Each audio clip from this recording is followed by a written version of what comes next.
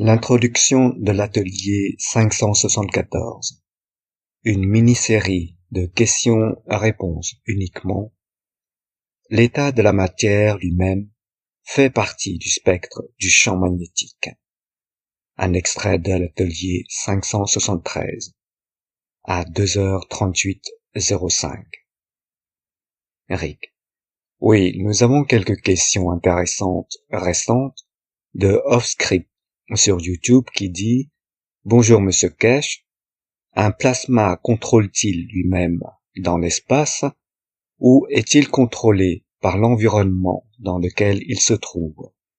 Pendant la transmutation, le point de contrôle étant ressenti à la fois à l'extérieur et à l'intérieur. » Cash. Oui, il a les deux caractéristiques. Sa position, combien je donne, combien je prends, est décidée par l'extérieur. Mais ce qu'il faut donner pour créer cette position est dicté par l'intérieur. C'est ainsi que nous l'utilisons pour le système de vol. C'est aussi simple que ça. D'autres questions? Eric. Oui, cette question est une suite à la question de David. Dans la discussion du webinaire, vivons-nous dans une dualité matière-esprit ou n'y a-t-il aucune matière? L'univers tangible nous apparaît-il simplement comme une matière solide, alors qu'en réalité, tout n'est qu'esprit? Cash. La seule réponse que vous puissiez donner à cette question, et qui est en réalité scientifique, est que l'état de la matière lui-même fait partie du spectre du champ magnétique. Si vous comprenez, disons que ce spectre de champ magnétique a, disons, un niveau d'énergie compris entre 5 et 20. Pour vous, c'est l'état de la matière. Mais si je suis fait, disons, de 50, je peux passer par ces 5 et 20 avec facilité. Pour moi, ce n'est pas un état de matière. Alors pour vous, l'état de la matière est-il une réalité parce que c'est votre physicalité? Et existe-t-il pour moi, et avec lequel je n'ai toujours pas de, comme vous l'appelez, d'interaction, pour confirmer l'existence? Parce que l'énergie que je porte est au-dessus du niveau auquel vous vous manifestez physiquement. Un dicton anglais dit « Les oiseaux de même plumage volent ensemble ». Entre parenthèses, en français, « Qui se ressemble s'assemble ». Fermez parenthèses. C'est pareil. Si vous êtes de ce genre de plumage, c'est ce que vous voyez. Sinon, vous ne le voyez pas. D'une certaine manière, vous existez. Mais c'est une manière, ce que j'appelle, d'expliquer cela à un enfant. Peut-être que vous comprenez. Alors c'est plus facile. Vous prenez un de ces bâtonnets de sucre et essayez de l'enfoncer dans la glace. Il ne la perce pas. Il a sa manifestation. Vous prenez le même bâtonnet de sucre et le passez dans une tasse de thé ou d'eau. Il perce tout simplement. C'est la même eau. Vous en créez une combinaison. Vous l'avez fait d'une manière qui bloque la force de champ. Et ensuite, vous l'utilisez comme eau. Vous pouvez, ici ce n'est pas clair, vous videz la même coupe. Mais laissez de la vapeur de cette eau. Vous la traversez, ça n'a même plus de résistance de l'eau. Où est ce H2O? Cela dépend de l'environnement que vous avez créé et de ce que vous observez avec cet environnement. C'est pareil. La force de champ magnétique dépend du fait qu'il s'agit de l'état de matière et que vous êtes dans l'état de matière. Vous vous attendez à voir l'état de matière. Mais quelque chose est percé. Nous avons eu cela très récemment, très récemment, à plusieurs occasions où la matière traverse le corps et reste toujours la même. La physicalité le ressent, mais ne peut pas et ne restera pas. C'est comme si une balle traversait votre corps. Vous n'avez pas de saignement, rien ne se passe. Et vous ressentez juste un peu de douleur à cause du transfert d'énergie. Et c'est une réalité. Nous l'avons eu lors des tests, nous l'avons vu. Et cela s'est produit entre nos mains. Ce n'est pas quelqu'un qui le rapporte. Ainsi, nous emballons la matière dans le champ énergétique qui peut traverser le corps et n'existe pas. Mais le corps est là. Mais parce que cela traverse par certaines interactions physiques, ça laisse quelque chose, comme une douleur, et disparaît ensuite. Nous avons toujours l'homme sans aucune blessure, et nous avons toujours nos pièces intactes, ensemble, comme matériaux. Cela dépend donc de la force énergétique de la matière. Et vous savez, autrefois, il lançait une corde pour attraper un oiseau ou autre, puis le tirait. Ou vous remorquiez ce qu'on appelle le navire avec une barre ou une corde. Maintenant, nous pouvons lancer la corde à travers le navire à l'extrémité de celui-ci et avoir toujours une corde. Mais cela ne montre aucun dommage au navire. Et nous comprenons le processus. Et cela nous est arrivé dans un passé très récent, plusieurs fois. Des matières peuvent traverser des corps, mais parce qu'elles sont enveloppées dans un état de plasma, elles sont dans l'état de plasma, elles traversent le corps. Elles ne restent pas dans le corps. Mais parce qu'elles sont éphémères, comme la lumière, elles se heurtent les unes aux autres, et vous voyez la lumière. Elle laisse quelque chose sous forme de douleur, et la douleur disparaît d'elle-même. D'une certaine manière, une balle qui ne tue pas, si on la regarde sous cet angle. Fin de l'introduction. Première partie de l'enseignement. Eric. Bonjour à tous, bienvenue au 574e Atelier des chercheurs de connaissances. Ici le jeudi 23 janvier 2025. Ceci est une émission de l'Institut du vaisseau spatial de la Fondation Keshe, du département de l'éducation, et faisant partie des enseignements publics en anglais. Je m'appelle Rick Cramon et je serai à nouveau l'hôte de cette merveilleuse série hebdomadaire d'ateliers qui dure depuis plus de 11 ans maintenant. Nous venons de faire le calcul il y a quelques minutes et je pense que nous avons raté notre 11e anniversaire il y a quelques ateliers. D'une certaine manière, nous pouvons le célébrer aujourd'hui.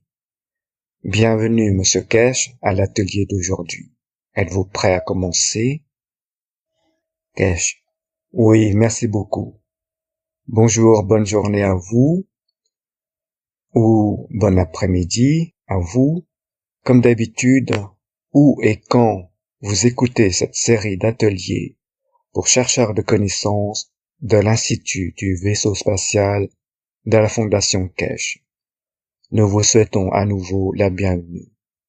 Et comme d'habitude, nous essayons de partager davantage de connaissances et, d'une manière ou d'une autre, de mieux comprendre nous-mêmes.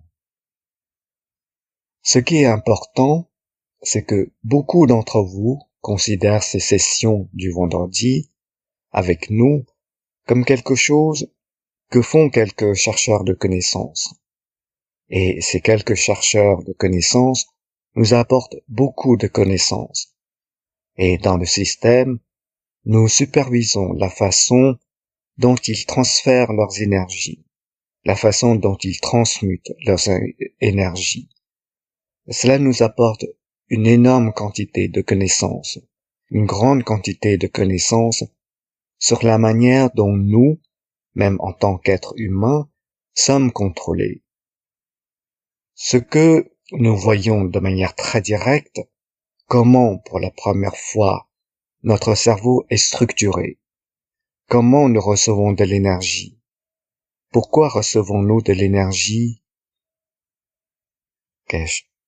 alors qu'est-ce que c'est? Nous devons analyser la manière dont nous recevons de l'énergie et comment l'énergie est distribuée et comment parfois le débordement d'énergie pousse les barrières dans notre compréhension, dans notre émotion. Nous avons vu les médecins avec toute l'électronique d'aujourd'hui. Ils nous disent, cette partie du cerveau est pour ce travail, cette partie du cerveau est pour ce travail, ceci va ici, et le système nerveux vous emmène là. Maintenant, avec cette nouvelle technologie, nous examinons l'énergie que nous recevons, différente du côté communication du cerveau que nous considérons.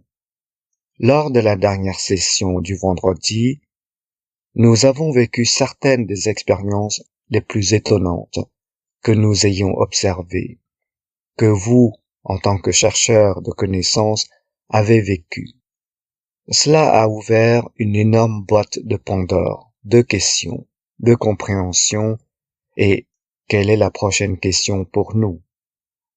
J'aimerais partager quelques photos, comme nous l'avons fait auparavant, avec vous, pour voir comment des groupes de chercheurs de connaissances ont réussi à atteindre des conditions, des positions étonnantes, ce que nous appelons, et ils ont atteint certains paramètres, que cela nous apporte pour mieux comprendre la fonctionnalité du cerveau.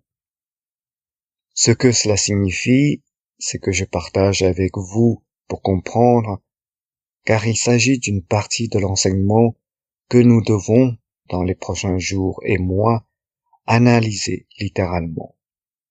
Nous n'avons pas le choix, parce que cela semble fonctionner comme cela a été le cas, et cela apportera des changements dans notre compréhension de la totalité du travail et dans la façon dont nous comprenons notre travail, comment l'énergie est transférée en nous.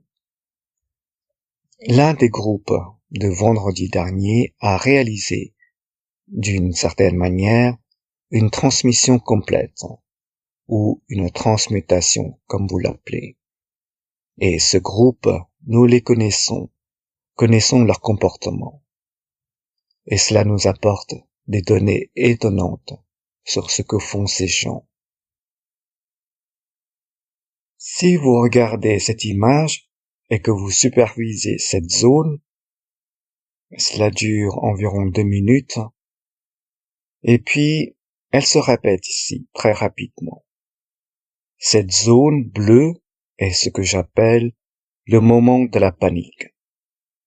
Lorsque l'âme part, vous en êtes conscient, puis vous paniquez, la physicalité prend le dessus.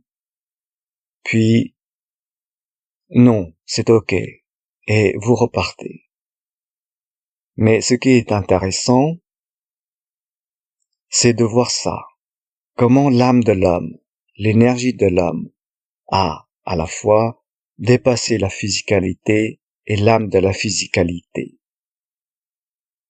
Ce qui signifie que l'âme s'est transmutée, et elle prend la condition physique. Et lorsque nous recevons des rapports de certaines personnes qui ont participé à cette session, ça confirme l'exactitude. Ils se voient physiquement dans un état. Ils se voient en tant que lumière. Et ce qui est important pour nous dans cette recherche, c'est de savoir, d'une certaine manière, où cela va. Jusqu'où pouvons-nous repousser les limites de la connaissance? Et ce faisant, nous avons vu des choses étonnantes. Ce qui explique pourquoi nous, en tant qu'humains, nous comportons d'une manière très très étrange. en ce qui concerne notre comportement social, nos dépendances, nos émotions et bien d'autres choses. Je vais vous apporter quelques photos que vous pourrez voir. Si vous regardez ici, nous avons affaire à ce que nous appelons l'énergie de l'espace, de l'univers. Nous nous intéressons ici à l'énergie de l'âme de l'homme. Et ici, nous avons affaire à la physicalité de l'homme. Mais ce qui est intéressant pour nous dans ce modèle, et nous vous montrons des images et des images, c'est très intéressant. La physicalité contourne l'âme pour nourrir ce que nous appelons l'énergie de l'univers, l'énergie universelle, contourne l'âme pour recevoir ou donner de l'énergie, puis elle retourne à l'âme. Ce qui revient à ce que nous disions, nous prenons 80% de notre énergie de notre environnement. Nous n'avons même pas besoin de passer par l'âme, et cela se répète d'une certaine manière, dans une autre image. C'est toutes les 2 ou 4 minutes, comme nous prenons des photos, et nous voyons la suite de la même chose. Mais ce qui est intéressant, c'est cette photo. Cette image est à l'opposé de ce que nous avions auparavant. L'énergie vient du côté gauche du corps de l'homme, le côté gauche de l'âme. Qu'est-ce qu'il y a dans cet espace de nous-mêmes? Il s'agit de ce que nous appelons l'âme, qui interagit et reste avec l'âme. L'âme ne partage rien de cela avec la physicalité, comme nous l'avons vu dans le passé. Ce qui veut dire que je garde ce que j'ai.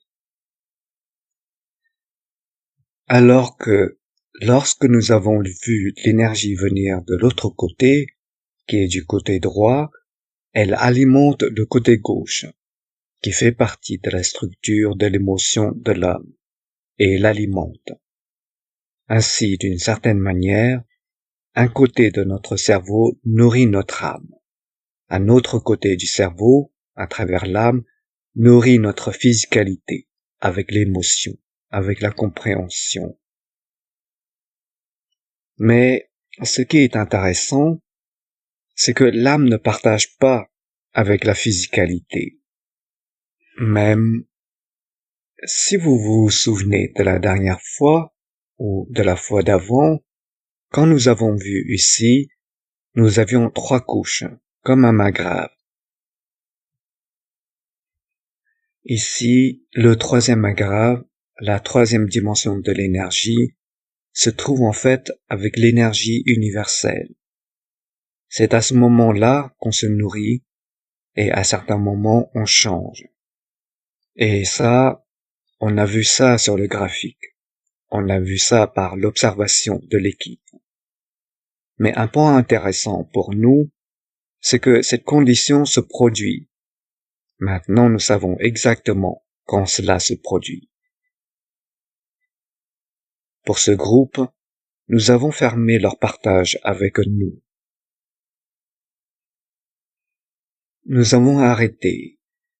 Si vous avez été dans les séances, nous pouvons contrôler si vous pouvez parler, vous ne pouvez pas parler, ou nous nous bloquons pour que vous ne puissiez pas recevoir. Nous voyons ce que nous recevons de vous. Dans cet état, ce groupe reçoit seulement de l'énergie. On les bloque à donner, à partager. Alors que dans l'autre condition, comme on l'a vu, ici le corps partage. Les micros sont ouverts, des 2 côtés. Cela explique beaucoup de choses. D'une certaine manière, même notre mort, la fin de la vie physique, est dictée par l'énergie que nous recevons de l'intérieur.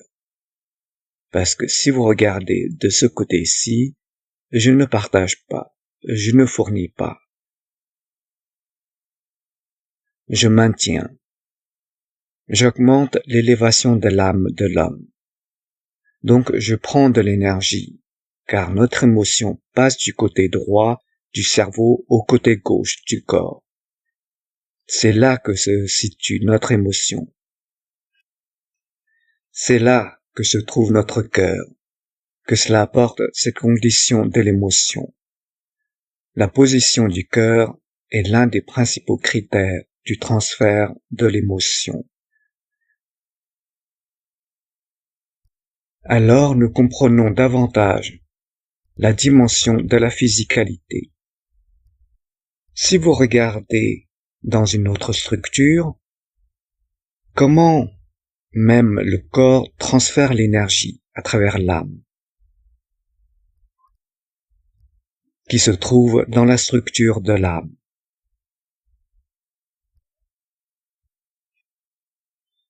D'une certaine manière, si vous regardez bien, c'est une flèche à travers le système. Ensuite, quant au moment où nous dormons, est-ce le côté gauche du cerveau dans ce que j'appelle un état de récupération ou fermé pour que l'âme puisse voyager? Est-ce que nous en tirons ces informations de ce qui vient de l'extérieur?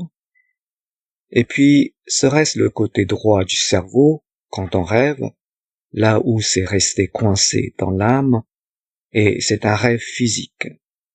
C'est entre l'âme de la physicalité et la physicalité de l'homme.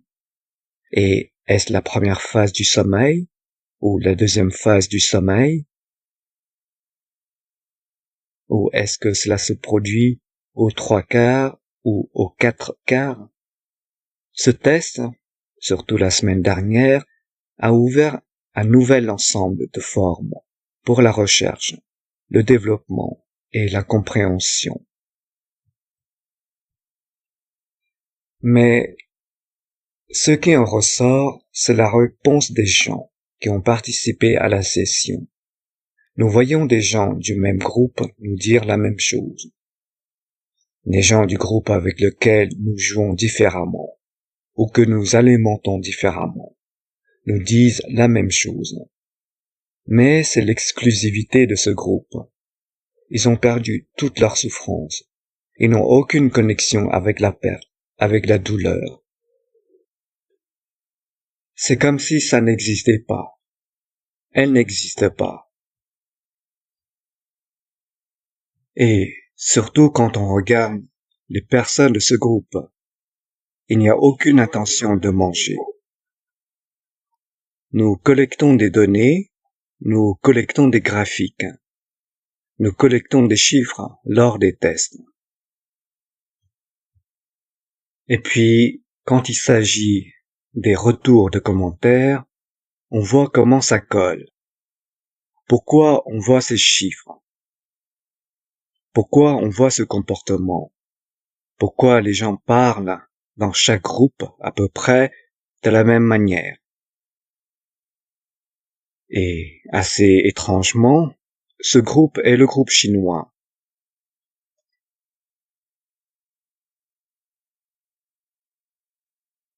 Ce groupe est le groupe américain.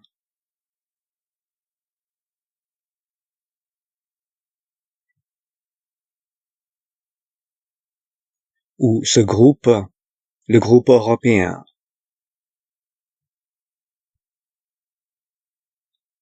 Si vous êtes intelligent, si vous le comprenez, si vous êtes passé par le système, si vous avez ressenti la transmutation, vous avez effectivement atterri quelque part.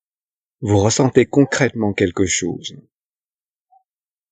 Alors cela signifie que vous vous préparez pour la transmutation. Vous n'avez pas besoin de connexion au système depuis le centre. Et beaucoup d'entre vous, dans ces groupes, en font partie. Vous voyagez à travers la lumière. Vous voyez la lumière de votre âme. On n'y est pour rien. Ça arrive 2 semaines plus tard, 3 semaines plus tard, ça arrive le lendemain. Ce n'est pas quand vous êtes connecté, parce que vous avez appris à vous connecter. Mais la partie la plus cruciale de l'essai ou de la compréhension est la façon dont l'âme se comporte. Vous pouvez voir, si je peux réunir ces deux graphiques, c'est votre côté gauche que nous avons vu tout le temps, que nous avons toujours alimenté. Et c'est à ce moment-là que nous bloquons les casques. Nous n'alimentons pas. Nous ne vous laissons pas nous raconter comment vous vous sentez. Nous voulons vous donner la dimension du Créateur. Et vous voyez ce qui se passe. Comment les chants s'empilent si parfaitement. Et comment ils se terminent. Il n'y a aucune connexion. Ici, vous voyez qu'il y a une connexion avec la physicalité. Ici, il n'y en a pas. Parce qu'on partage l'émotion avec le côté physique. Et la forme de ceci change. Vous voyez. Il y a une dimension de changement. Si vous regardez dans cette partie, il change. Regardez ici. Si j'enlève ça et que vous le ramenez, vous voyez le... Je peux faire comme ça pour que vous puissiez voir. Et je passe à la photo suivante et vous pouvez voir le changement. Si je peux le déplacer légèrement, ça a une forme comme celle-ci. Et ce qui est intéressant, c'est comment cela contourne l'âme. Ce que cela nous apporte n'est pas ce qui est à l'écran.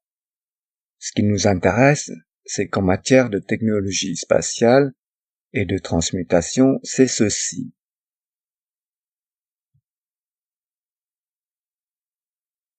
Et où cela va-t-il? Où est-ce que cette petite lumière brillante, ici, m'emmènerait-elle? Est-ce vers la grand-mère ou le grand-père?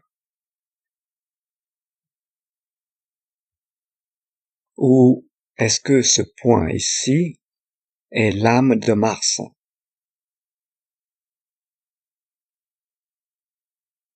Si vous vous en souvenez, dans les enseignements des dernières semaines, j'ai parlé de lignes, de rayons d'aimant. Quand nous parvenons à cette connaissance, comment choisir? Comment mesurer le rayon d'un plasma? Ce petit métal, lorsque vous placez un fer sur l'aimant et que vous voyez des lignes, la force de champ de cette ligne vous connecte à la dimension de chaque point.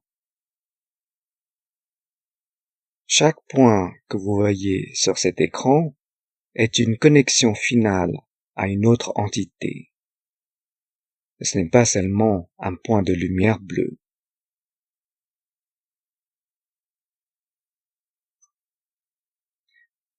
Quand vous regardez ce que nous appelons ceci, ici, chaque point est une cellule de votre âme. C'est une cellule de votre cerveau qui reçoit l'énergie. Et chaque point que vous voyez à cette extrémité est l'une des cellules de votre corps qui reçoit l'énergie. J'en arrive au point où je le montrerai dans le futur, dans un avenir proche. À mesure que cette technologie se développe, nous faisons plus de recherches et les autres font plus de recherches. C'est pour évaluer le point de la mort à ce point. Ou bien, à partir de ce point, dans le ventre de la mère, c'est décider si l'enfant a l'âme. Nous avons un être. Il n'y a plus de discussion. Quand le fœtus est-il en vie? Quand a-t-il une âme? vous supervisez de la manière dont nous faisons des ultrasons pour confirmer l'existence et la forme de l'enfant dans le ventre de la mère. Dans les temps à venir, grâce à la compréhension de cette technologie, nous pourrons confirmer l'âme de l'enfant. Ce fœtus a-t-il créé une âme? Pour qu'il n'y ait pas de discussion, pour qu'il n'y ait pas un temps pour autre chose, ou peu importe. Et la chose la plus importante est que nous, en tant que race, en comprenant, soyons capables de placer des entrées dans cette âme, dans cet environnement, pour que nous élevions l'âme, qu'à sa naissance, elle ne tue pas, ne détruit pas, a atteint l'élévation de la maturité dans le ventre de la mère. Ces quelques points, si vous étiez un scientifique comme moi, ont une application, une implication et beaucoup de choses dont dépendra l'avenir de l'homme.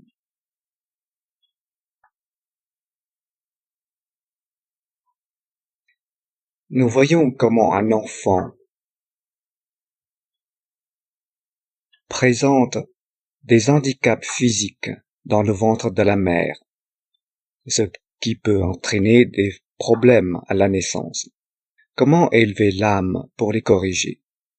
Comment devons-nous élever l'âme de la mère pour changer l'environnement de l'utérus? Ce qui change l'âme de l'enfant. La science d'aujourd'hui interfère physiquement. Nous avons besoin d'injections, nous avons besoin de chirurgie.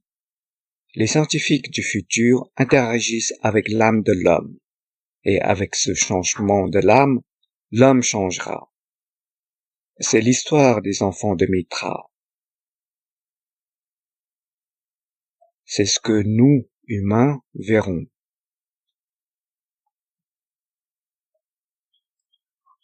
Que se passera-t-il dans les temps à venir?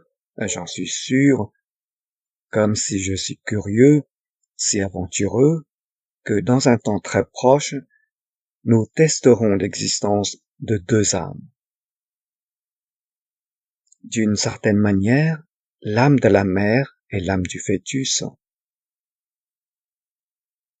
Est-ce qu'on aurait ça? D'un autre côté, dans un avenir proche, alors que nous sommes sur la bonne voie, nous travaillons à l'évolution. Et la science et la technologie arrivent. C'est ce qui se passe lorsque nous mettons deux belles personnes dans un seul corps. Que verriez-vous? Est-ce que ce sont des schizophrènes, comme vous les appelez, ou, comme je les appelle, les belles personnes, ou est-ce un problème psychologique?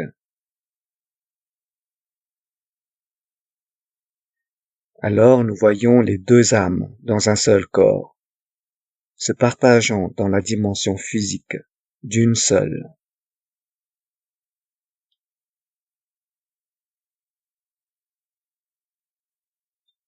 La façon dont nous allons et la façon dont la Fondation Keshe évoluera dans les mois et les années à venir, beaucoup de mystères, beaucoup de choses que vous n'avez jamais comprises dans la dimension physique trouveront leur réponse à travers les forces de champ énergétique de l'âme de l'homme et du Créateur.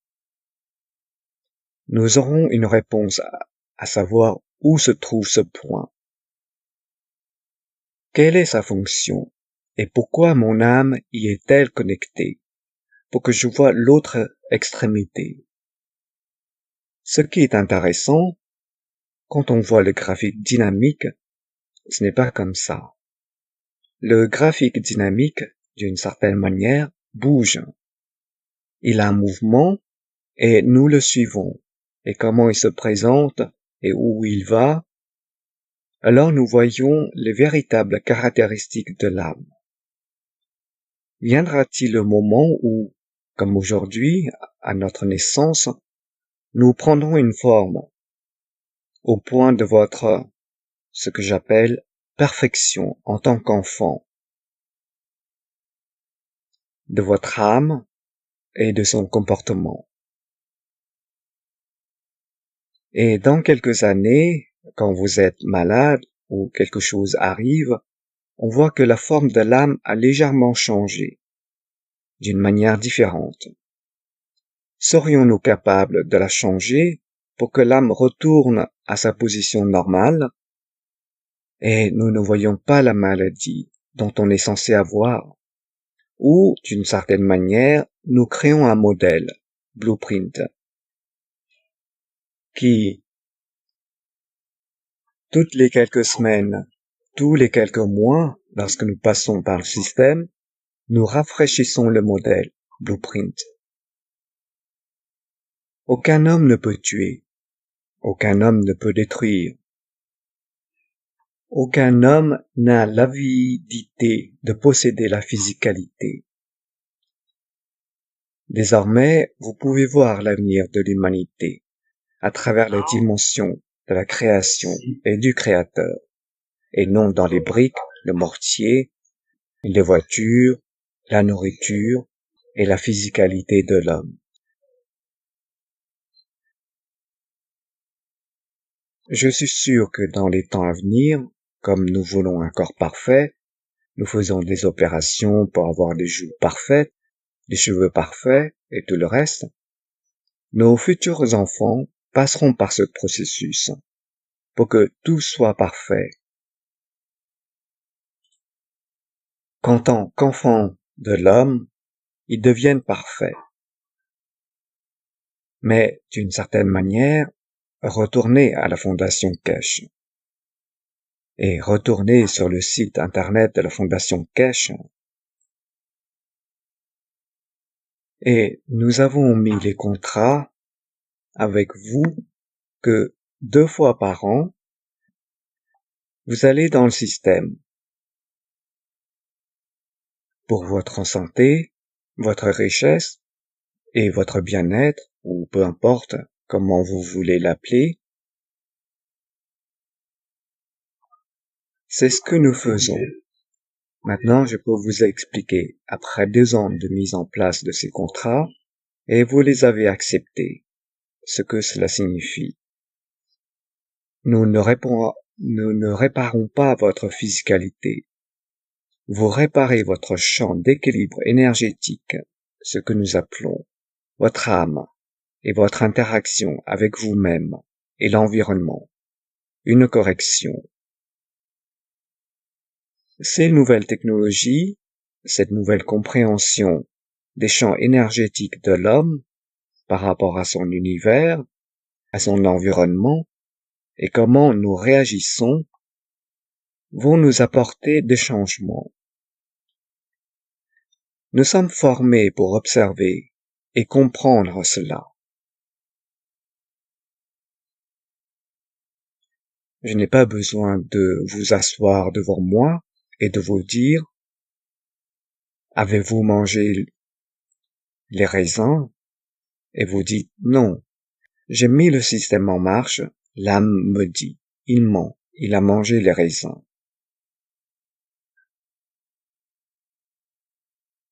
À bien des égards, la nouvelle structure du système énergétique qui ne regarde pas la physicalité de l'homme, mais à la dimension d'interaction des champs de l'homme avec lui-même, avec sa propre physicalité, et d'une certaine manière, avec son propre espace, et avec son propre créateur,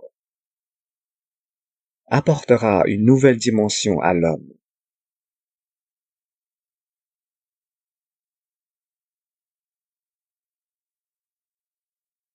Je suis l'homme de Dieu, je suis saint. Oh mon Dieu, si vous êtes saint, je suis aussi saint. Vous êtes un voleur, vous êtes un meurtrier, vous cachez tout. Sinon, le système peut le montrer. Pourquoi est-ce important? Parce que cela fait partie de nous, dans le cadre de la transmutation. Nous voyons un autre champ qui, à bien des égards, est, disons, Est-ce que ce champ m'est hostile? Est-ce que je peux lui donner? Est-ce que je peux lui en prendre en mode direct? Ou dois-je lui donner?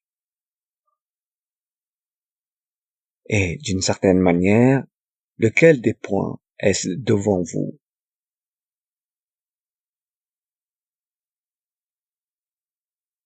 Et puis en même temps, de la même manière, c'est l'autoroute. Si vous regardez cette structure, ce qui est très intéressant, c'est que toutes ces âmes passent par une seule ligne et elles se propagent. Et tout cela va vers un tout petit et se propage. Si vous comprenez, à l'avenir j'expliquerai. Vous pourrez dire quelle partie de l'énergie est pour la tête, quelle énergie est pour l'estomac et à travers quelle énergie elle passe. De la même manière, avec le temps, nous expliquons: est-ce l'âme de la grand-mère? Est-ce l'âme de quoi que ce soit? Mais la chose la plus importante pour vous est que nous devons tous faire face à la fin du cycle. C'est vers lequel de ces points mon âme va finir. Si vous regardez cette image, rien que cette image, je peux compter, vous dire combien de personnes étaient dans les groupes. Et à partir de l'image, je peux vous dire lequel d'entre vous est connecté à l'âme de destination. Voulez-vous voir? Voulez-vous comprendre? Jetez un œil.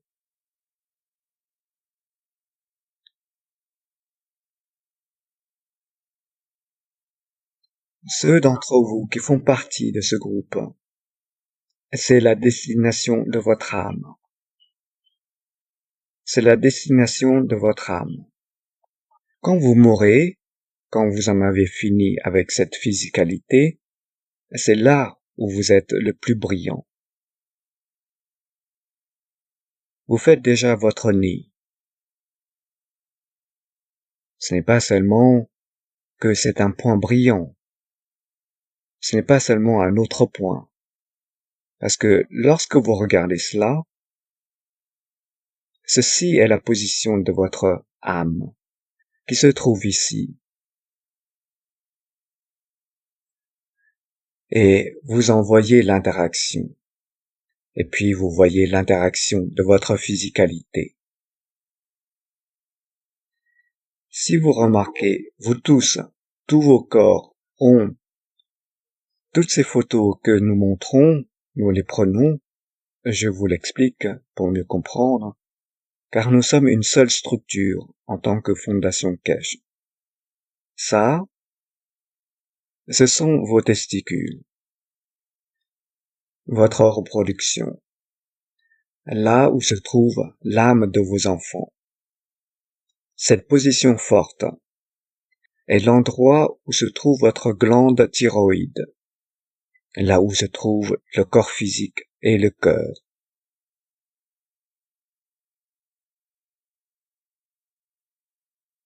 Si vous remarquez, il n'y a pas de connexion en boucle, de ce côté. Et de ce côté-là, où la physicalité crée, à travers l'émotion de l'âme, les maladies de l'homme. Alors, à l'avenir, vous n'aurez plus d'injection. Vous n'aurez pas besoin d'opération. Même les dommages physiques pourront être réglés à travers les champs énergétiques du corps de l'homme. Vous allez à l'âme de l'homme, vous nourrissez l'âme de l'homme, et avec ça, elle nourrit la physicalité, là où est le problème à corriger.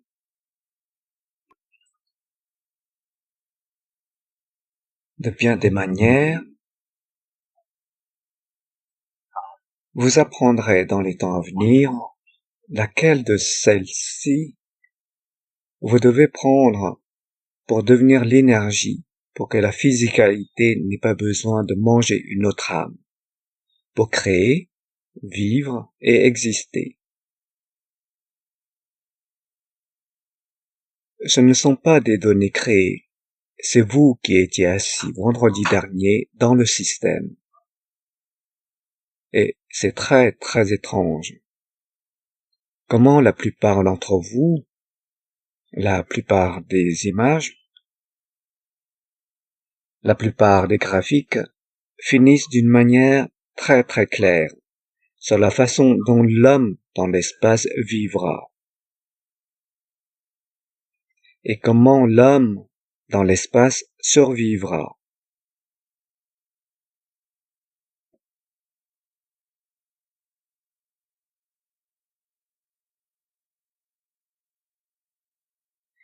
Quand il transmute et quand il se manifeste.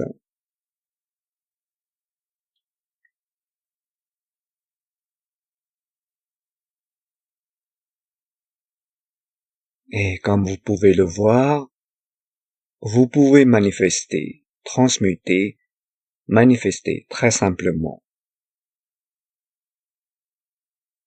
Et ça se fait l'un après l'autre.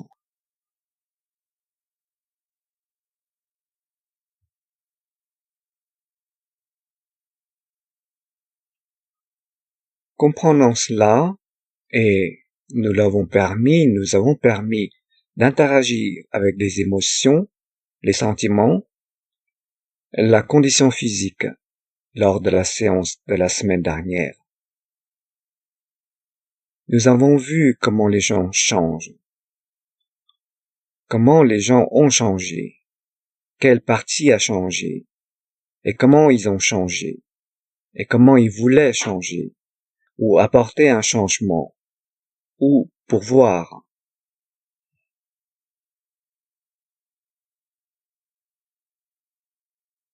Et beaucoup d'entre vous, dans vos témoignages, parlent de lumière.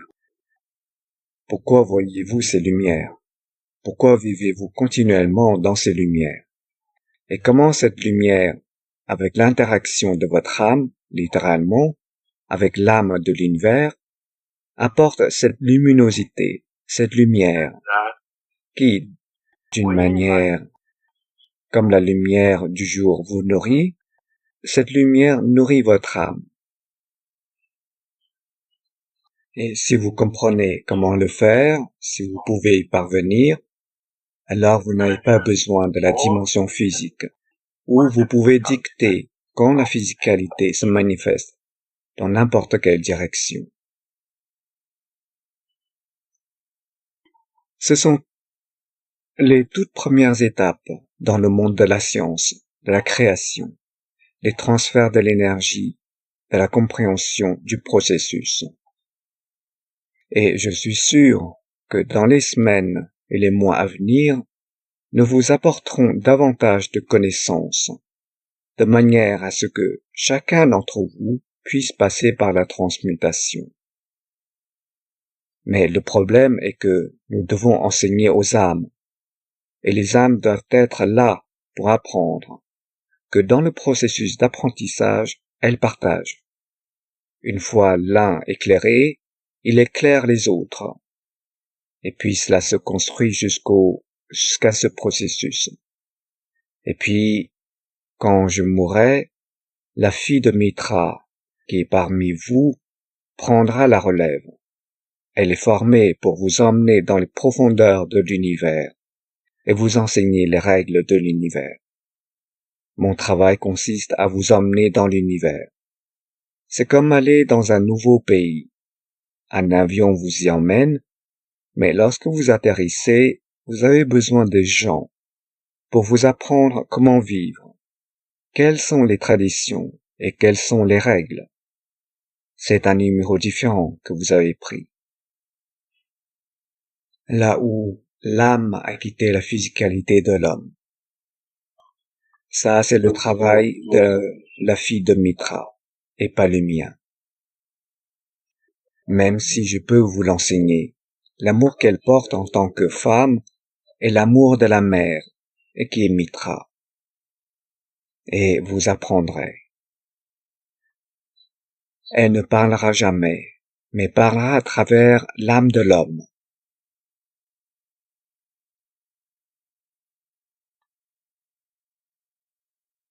« 2025 est cette période de transition.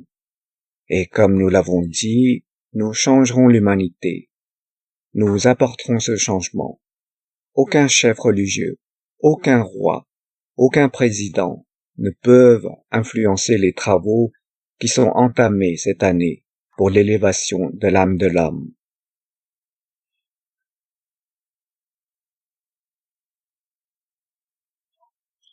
Ceux d'entre vous qui comprennent la transmutation par l'énergie apprécieront toujours la transportation par la physicalité, car chacune a un plaisir différent. Et une fois que vous serez capable de mélanger ces deux-là et d'en avoir conscience des deux en même temps, c'est le moment de la maturité pour rencontrer la fille de Mitra.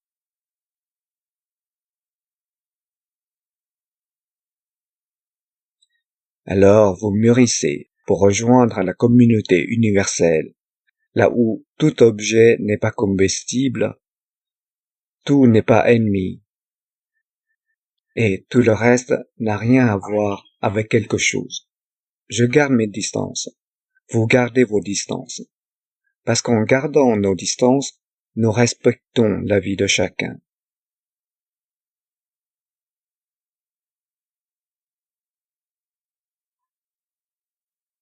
La combinaison des champs de l'univers interagissant avec l'âme de l'homme et l'interaction des champs de la physicalité et de l'âme de la physicalité de l'homme en interaction avec la communauté universelle créeront une nouvelle dimension de compréhension pour l'âme de l'homme. Et puis l'âme apprend comment changer, comment être et comment exister dans les deux dimensions.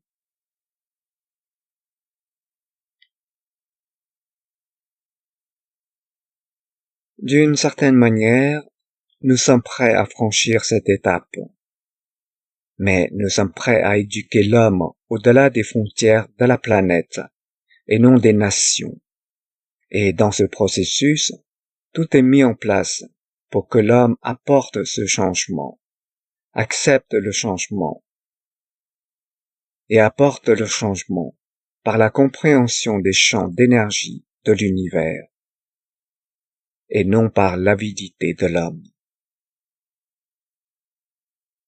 Peu importe qu'il s'agisse de connaissances, de richesses, quoi que ce soit. J'espère que vous avez compris aujourd'hui ce que je vous ai apporté en termes de connaissances. Encore une fois, mais cette fois, c'est vous qui avez créé cette connaissance, pas nous.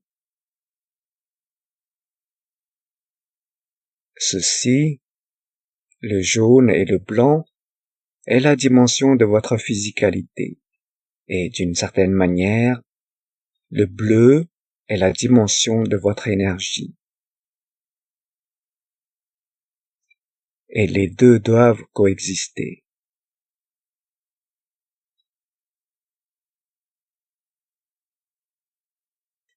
Une fois que vous avez compris cela, vous êtes passé au niveau suivant de la maturité de l'homme et de connaissance de la création. Là où, d'une manière, si vous regardez, le jaune est l'interaction entre l'âme de l'homme, l'âme de la physicalité de l'homme et la physicalité de l'homme.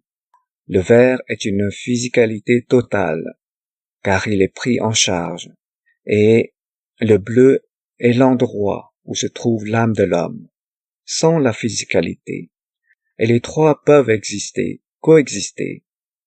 Et c'est la décision de l'émotion de l'homme qui décide laquelle se manifeste. Quand l'émotion décide, j'en ai assez, je suis prêt. on appelle ça la mort, et on quitte la physicalité. Parce que l'émotion de la satisfaction de l'achèvement du voyage vers la maturité est terminée. Chaque jour, des millions de personnes meurent par accident. Mais il y a une question à se poser. L'un d'entre eux est-il accidentel ou y a-t-il une raison pour qu'une âme soit en mesure de faire son voyage? Nous ne pouvons pas tous nous tenir debout et ou nous allonger et mourir et c'est tout. Chaque âme décide elle-même de la fin. J'aime mourir dans un accident de voiture. Alors je crée, je suis dans cette position. Je veux mourir en sautant d'une falaise. Je veux mourir allongé dans un lit, en attendant mon heure, quand je le déciderai. D'une certaine manière, c'est l'âme qui décide. La physicalité suit simplement. À bien des égards, la question à se poser est la suivante. Y a-t-il des accidents dans le monde de la création? Retournez à mes enseignements il y a des années, où je disais, l'âme de cette plante se crée elle-même pour que vous la mangiez. Et d'une certaine manière, grâce à sa dévotion à vous donner, permet à votre âme de s'élever vers le niveau suivant.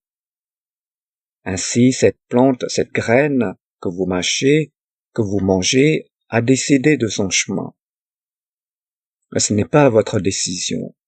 C'est comme vous prenez une cuillère de riz dans une assiette, et l'un tombe par terre, et le reste vous mettez dans votre bouche. Qu'est-ce qui a été une décision? Ou qu'est-ce qui a été un accident? Ou qu'est-ce qui a été une position que cet unique grain va prendre tout seul? Que ce grain sur le sol, que par accident vous pensiez avoir perdu, devient le nourrisseur de l'âme du ver, d'autre chose, de la prochaine génération. La vie, un oiseau mange. Alors il consacre sa vie. L'homme prendre tellement, je veux nourrir autre chose. Et le petit oiseau vient et prend cette graine. Maintenant, vous comprenez comment l'homme a tout changé, pour qu'il pense qu'il contrôle et qu'il est le meilleur, alors qu'en fait, il n'est qu'un acteur dans le jeu des actrices de l'univers. J'espère que vous avez compris l'enseignement d'aujourd'hui, car il s'agit de vous et de rien d'autre. Il s'agit de vos chants. Il s'agit de vous, membres de la Fondation Kesh, qui avez participé aux sessions de la semaine dernière. Ce n'est pas fait par nous. Vous en étiez le créateur. Et la seule chose est que nous en étions les observateurs. Vous avez pris des photos, vous courez dans la rue, et quelqu'un prend une photo de vous physiquement et dit « C'est ce que vous faisiez dans la rue. C'est ce que vous faisiez tous jeudi dernier, vendredi dernier, à travers les champs d'énergie de votre âme. »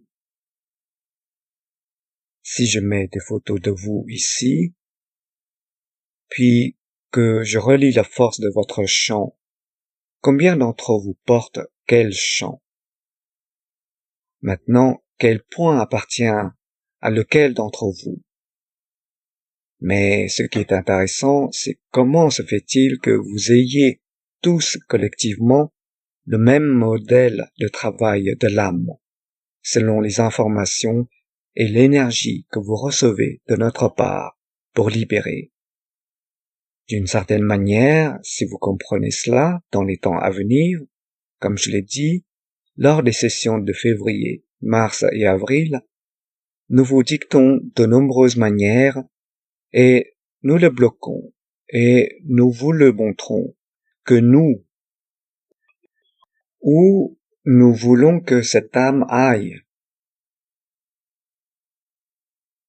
et je vais vous montrer le graphique. Un dans la volonté de l'homme et un, en quelque sorte, dans la volonté du Créateur. Il ne s'agit pas de contrôler l'esprit, c'est d'élever l'âme de l'homme. Et l'âme décidera de la position, de l'heure et du lieu.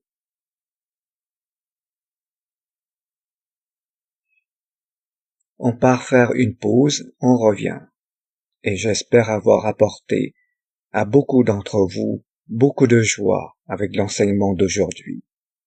Et je vous ai apporté beaucoup d'inconfort et non de peur pour savoir de quoi vous êtes capable et ce qui vous attend à l'avenir. Rick, emmenez-nous faire une pause. Rick, très bien, merci beaucoup, Monsieur Cash. Ok, nous allons prendre quelques minutes pour une courte pause et serons de retour pour la deuxième moitié du 574e Atelier des chercheurs de connaissances. Les gens auront l'opportunité, comme d'habitude, dans cette deuxième partie de notre émission, de poser des questions à Monsieur Cash. Et vous pouvez lever votre main virtuelle et nous pourrons répondre vos questions et vous activer le microphone. Vous pouvez écrire vos questions dans la discussion du webinaire ou dans questions et réponses, ou également dans la discussion de YouTube. Ok, nous serons de retour sous peu.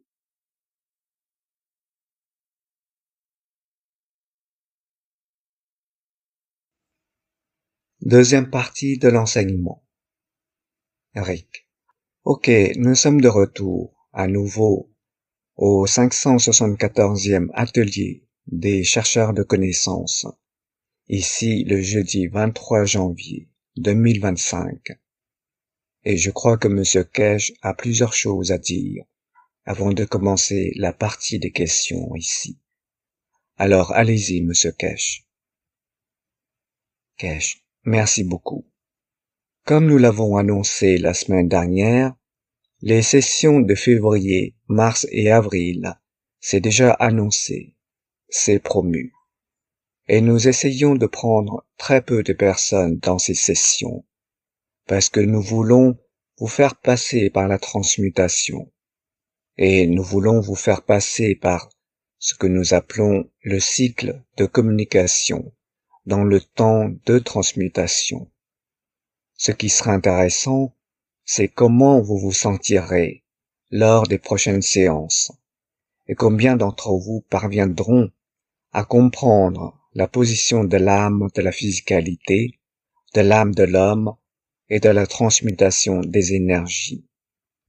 Et s'il vous plaît, comme nous l'avons montré dans la première partie de cette séance, comprenez que c'est vous qui décidez.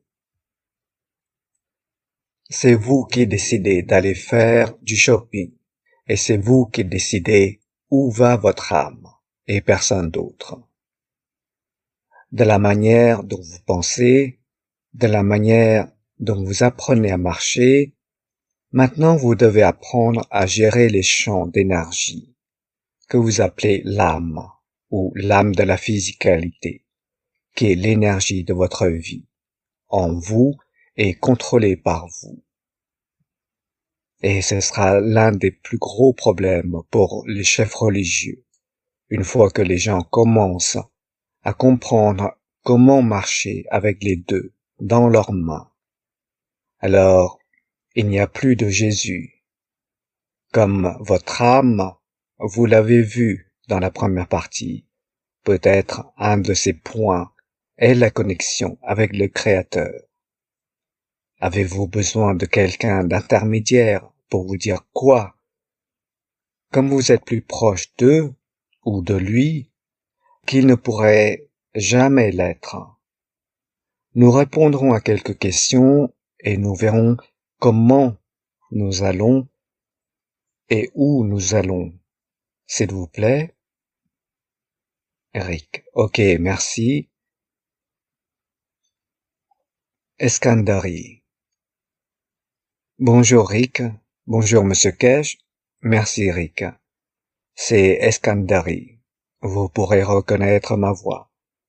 Ma question est sur ce phénomène qui se produit lorsque nous dormons, que nous nous réveillons et que nous sentons alors que nous ne pouvons pas respirer.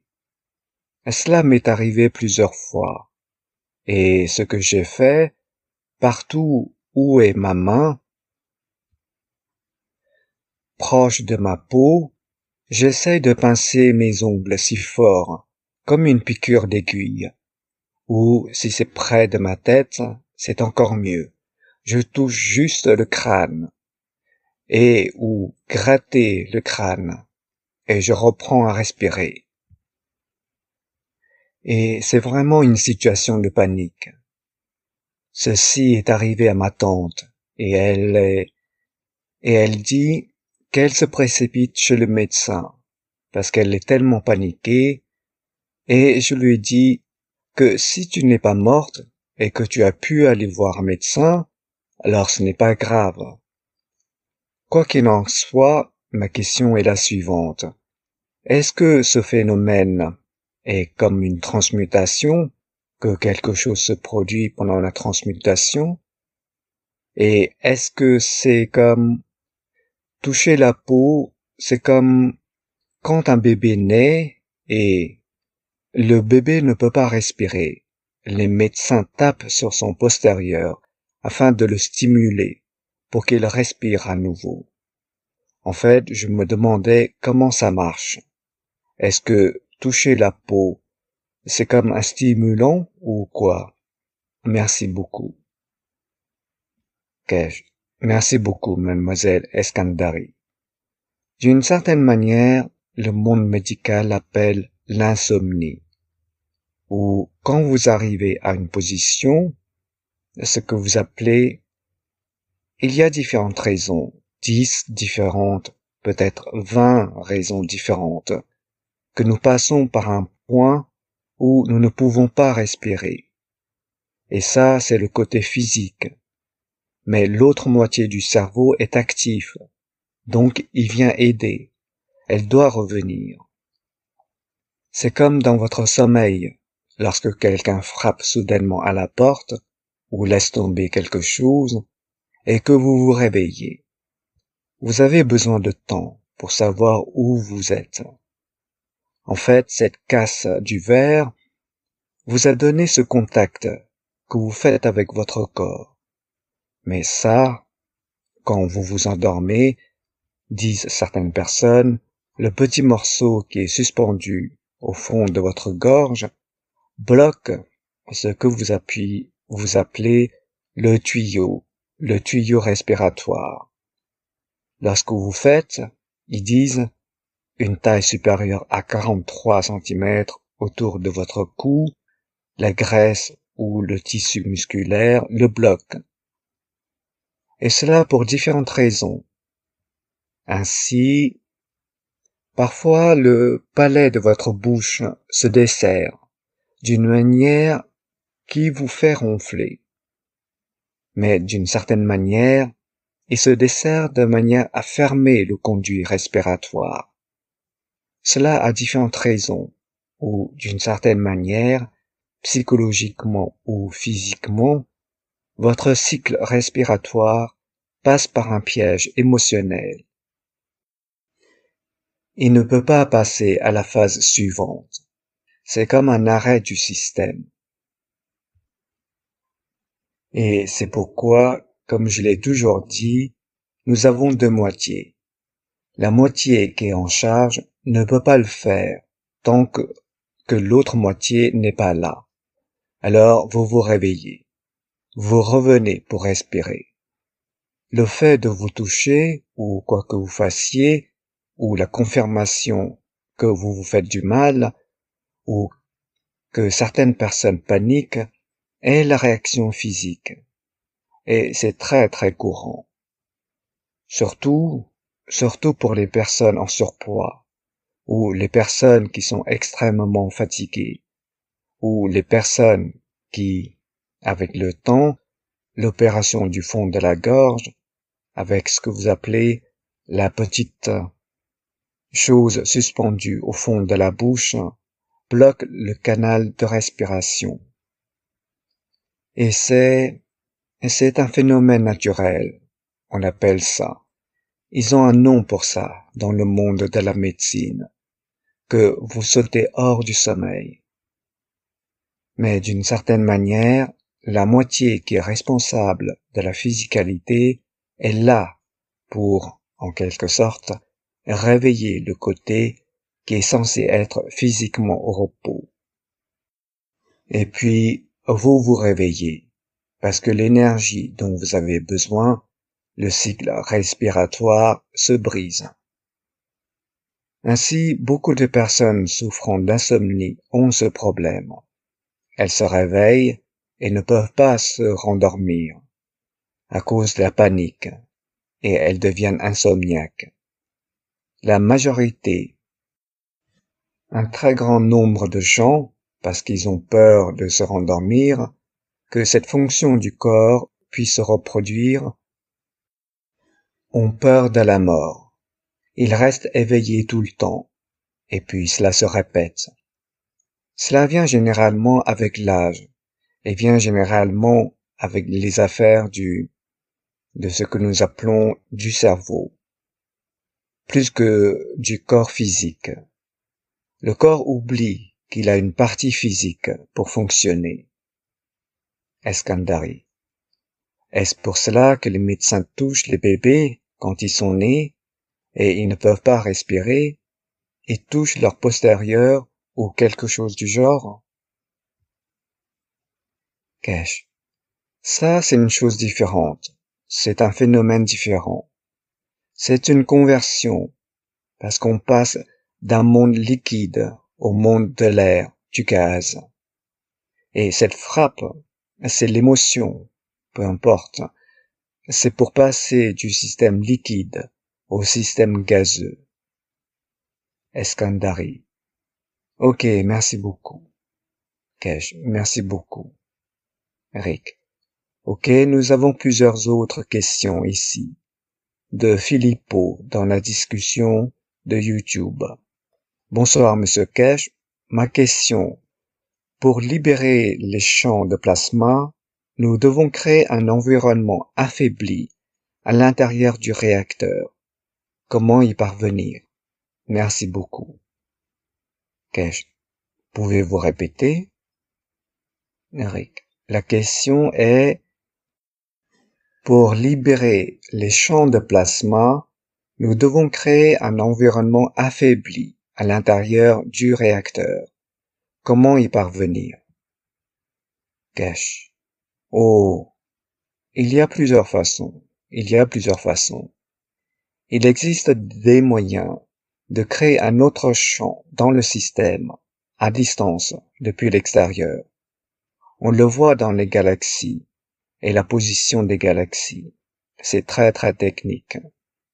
Il faut savoir ce qu'on fait. Ensuite, il y a une position de compréhension pour créer une obstruction physique du champ. Et encore une fois, cela nécessite une connaissance complète de la création de trous noirs et de la création d'absorption du champ magnétique. Vous ne pouvez pas vous affaiblir, à moins de créer une condition pour que vous absorbiez, que cela vous donne et qui vous rend plus faible dans le nouvel environnement. Nous faisons cela dans nos systèmes, et c'est dans cette position que vous absorbez l'énergie. Tesla l'a parfaitement compris, et ceux qui ont construit les églises il y a des siècles l'ont compris. Cet art est délibérément oublié. Le Vatican est derrière cela, parce que la structure des églises, pas des mosquées. Les mosquées n'en ont pas. Il s'agit d'une connaissance occidentale, et ça ne provient pas du christianisme. Elle provient de la compréhension de la création d'antan, de l'absorption de l'énergie et de la réduction de l'énergie qui vous permettent de créer une condition d'absorption. En fait, la question que vous posez pendant la pause, pendant que Rick faisait les promotions, je discutais avec nos techniciens, ce que vous appelez en ligne, parce que nous la créons. Mais vous devez savoir la créer. Vous ne pouvez pas prendre pour affaiblir. Vous devez créer une condition pour que cela soit donné. Dans cette faiblesse, cela crée des turbulences. Comprenez le travail des ouragans et comment fonctionne le centre des ouragans. Et changez les champs avec ce que vous appelez cela la pluie. Et peu importe, les tempêtes avec des champs magnétiques. Vous voyez très très clairement. Parce qu'à l'extrémité de chaque centre de tornade se trouve un champ. Et parce que nous ne le comprenons pas, de deux manières, nous voyons que, disons, un tonnerre frappe le sol. Mais en fait, le champ crée une énergie de champ inférieur qui attire ce qui est donné pour entrer. Et c'est ce que vous appelez cela, la compréhension de cette science. Comme le tonnerre est créé à partir de la terre vers le haut, et non à partir de ce nuage vers le bas. Et cela se crée à travers les changements dans la dimension du champ magnétique, à travers d'autres interactions. D'une certaine manière, la Terre tend un piège, et elle envoie des graines. Et c'est le tonnerre qui vient vers le piège. Si vous le regardez de cette façon, et parce que la Terre a un champ magnétique dynamique, sa présence dans une certaine position, dans une certaine condition, conduit à ce que nous appelons la création massive de cette interaction dynamique de champs inférieurs et de champs supérieurs. Et c'est quelque chose de très énergétique. C'est très très facile à comprendre. Très facile à comprendre. Et nous créons cette condition en nous. Nous pouvons créer cette condition à l'intérieur du système. Mais il faut comprendre les propriétés, l'interaction des champs. Et comment une combinaison de matériaux, de ganses, de champs peut nous donner la même position. La règle est que vous ne pouvez pas prendre. Vous devez créer une condition pour recevoir. Et puis le système fonctionne. Si je peux vous l'expliquer, lorsque vous voyez une bouilloire bouillir et que vous voyez ces bulles, vous devez créer ces bulles par des champs magnétiques et pas par la chaleur. Et puis vous créez cette condition. Mais il faut comprendre comment ces bulles sont créées, grâce à l'interaction des champs, pas à imposer sur les champs. Une autre question? Eric. Ok, merci pour ça. Nous avons un commentaire de Joy dans YouTube qui dit « J'étais allongé sous une structure pyramidale avec le Maghreb dans la pièce et j'ai lévité. »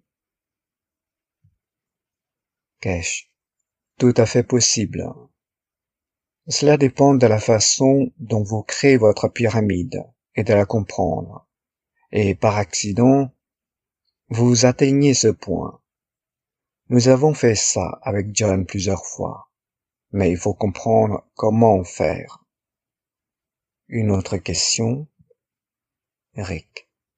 Ok, Malcolm d'Irlande demande, Monsieur Kesh, la boule des rayons cosmiques est-elle spécifiquement destinée à la transmutation ou a-t-elle de nombreuses utilisations?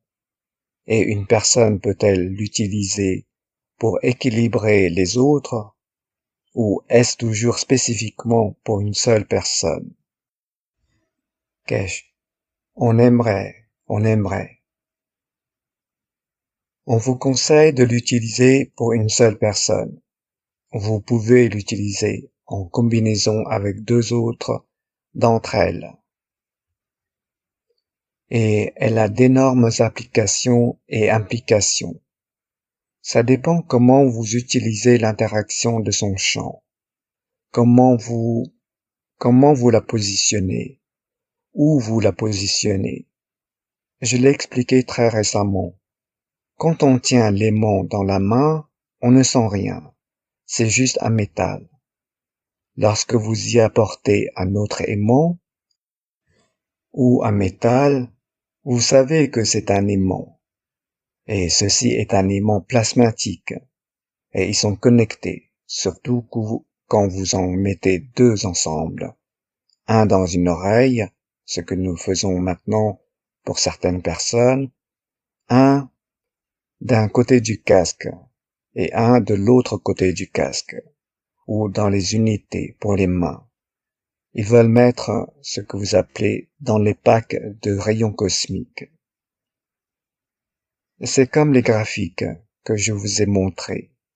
Dans une vie physique, vous êtes tous au téléphone, partout dans le monde, vous êtes connectés à un centre. Mais parce que nous pouvons le montrer physiquement, graphiquement et dimensionnellement avec de l'énergie, alors ce sera la même chose avec ceux que vous avez en main. Vous voyez votre aura changer, votre dimension du champ changer. Et cela est fait de manière très subtile. Et si vous recevez une énorme quantité d'énergie, plutôt que, comme vous l'appelez, des énergies que vous devez lâcher, celles-ci sont réglées selon une telle loi qu'elles correspondent à l'émotion de l'homme. Et puis vous le verrez, vous comprendrez. Et si vous n'êtes pas de la même bande passante, changez les boules d'une main à l'autre. Laissez les boules à deux endroits différents et reprenez-les, car vous ne pouvez pas le faire correspondre dans les champs. Elles ont trop ou pas assez par rapport à ce que vous devez être. Et puis, quand vous les correspondez, la magie s'opère. Il existe de nombreuses utilisations. D'autres questions? Soit dit en passant, ces boules, dans une semaine ou deux, je l'espère, vous devriez les voir commencer à sortir de la Fondation Keshe et à être livrées. D'autres questions? Rick. Oui, nous avons deux mains levées ici. Hasard, aimeriez-vous commencer en premier, s'il vous plaît? Hasard. Bonjour, monsieur Keshe. Bon après-midi. Bonjour, Rick. J'ai une question. Je sais avec certitude que rien n'arrive par accident et que tout a une raison. Et rien de cela, rien dans nos vies n'arrive par accident. Mais ma question est la suivante. Pourquoi une âme décide-t-elle de mourir dans un accident de voiture et quelqu'un d'autre dans un accident de bombe ou quelqu'un d'autre dans un lit? Pourquoi? C'est leur décision. Pourquoi? C'est la décision que prend l'âme. Hasard, je veux dire, quel est le but? Elles ont leur but. Comme je vous l'ai montré dans les graphiques, elles ont une connexion et il y a un modèle pour terminer le cycle. Hasard. Est-ce que c'est quelque chose à voir avec le Créateur? Non, cela a à voir avec l'équilibre des champs de la création. C'est en quelque sorte, la position de notre âme n'est pas fixée au moment de la naissance. La position de l'âme est un amalgame de la façon dont nous interagissons, dont nous la faisons mûrir pour atteindre ce que j'appelle la maturité. J'ai un point de vue très cynique que je vous expose. Alors vous comprendrez peut-être, mais c'est une façon très cynique de le dire. Mais d'une certaine manière, c'est une vérité à ce sujet.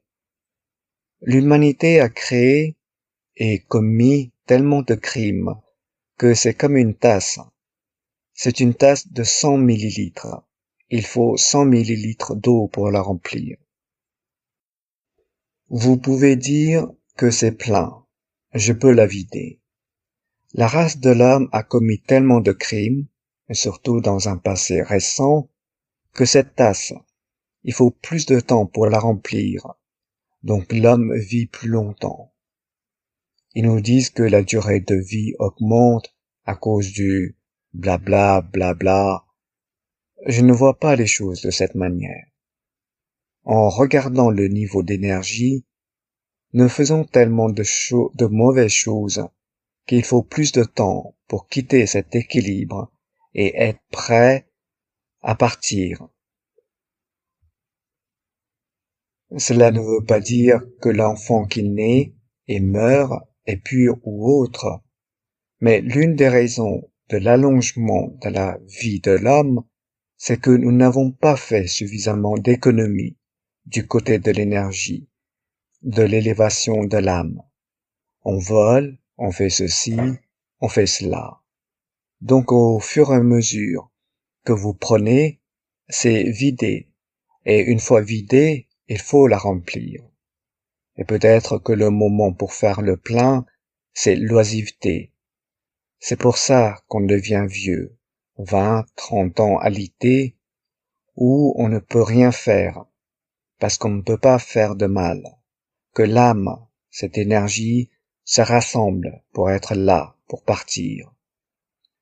Mais ce n'est pas loin de la vérité, si on comprend comment fonctionne le système. Hasard. Monsieur Cash, une chose que je n'arrive pas à comprendre, c'est que j'ai regardé une série sur le prophète Youssef. Son père était Yacoub. Et cet homme, depuis son enfance, a traversé tant de choses, allant au puits, puis en prison, et chaque aspect de sa vie, il a accueilli favorablement. Il ne l'a jamais vu comme une souffrance, chaque partie de celle-ci.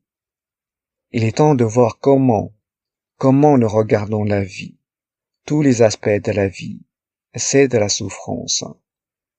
Mais en fait, qui pourrait appeler ces choses souffrance, alors qu'en fait, avec la façon dont il s'y prenait, il a changé la vie de millions et de millions de personnes à cette époque.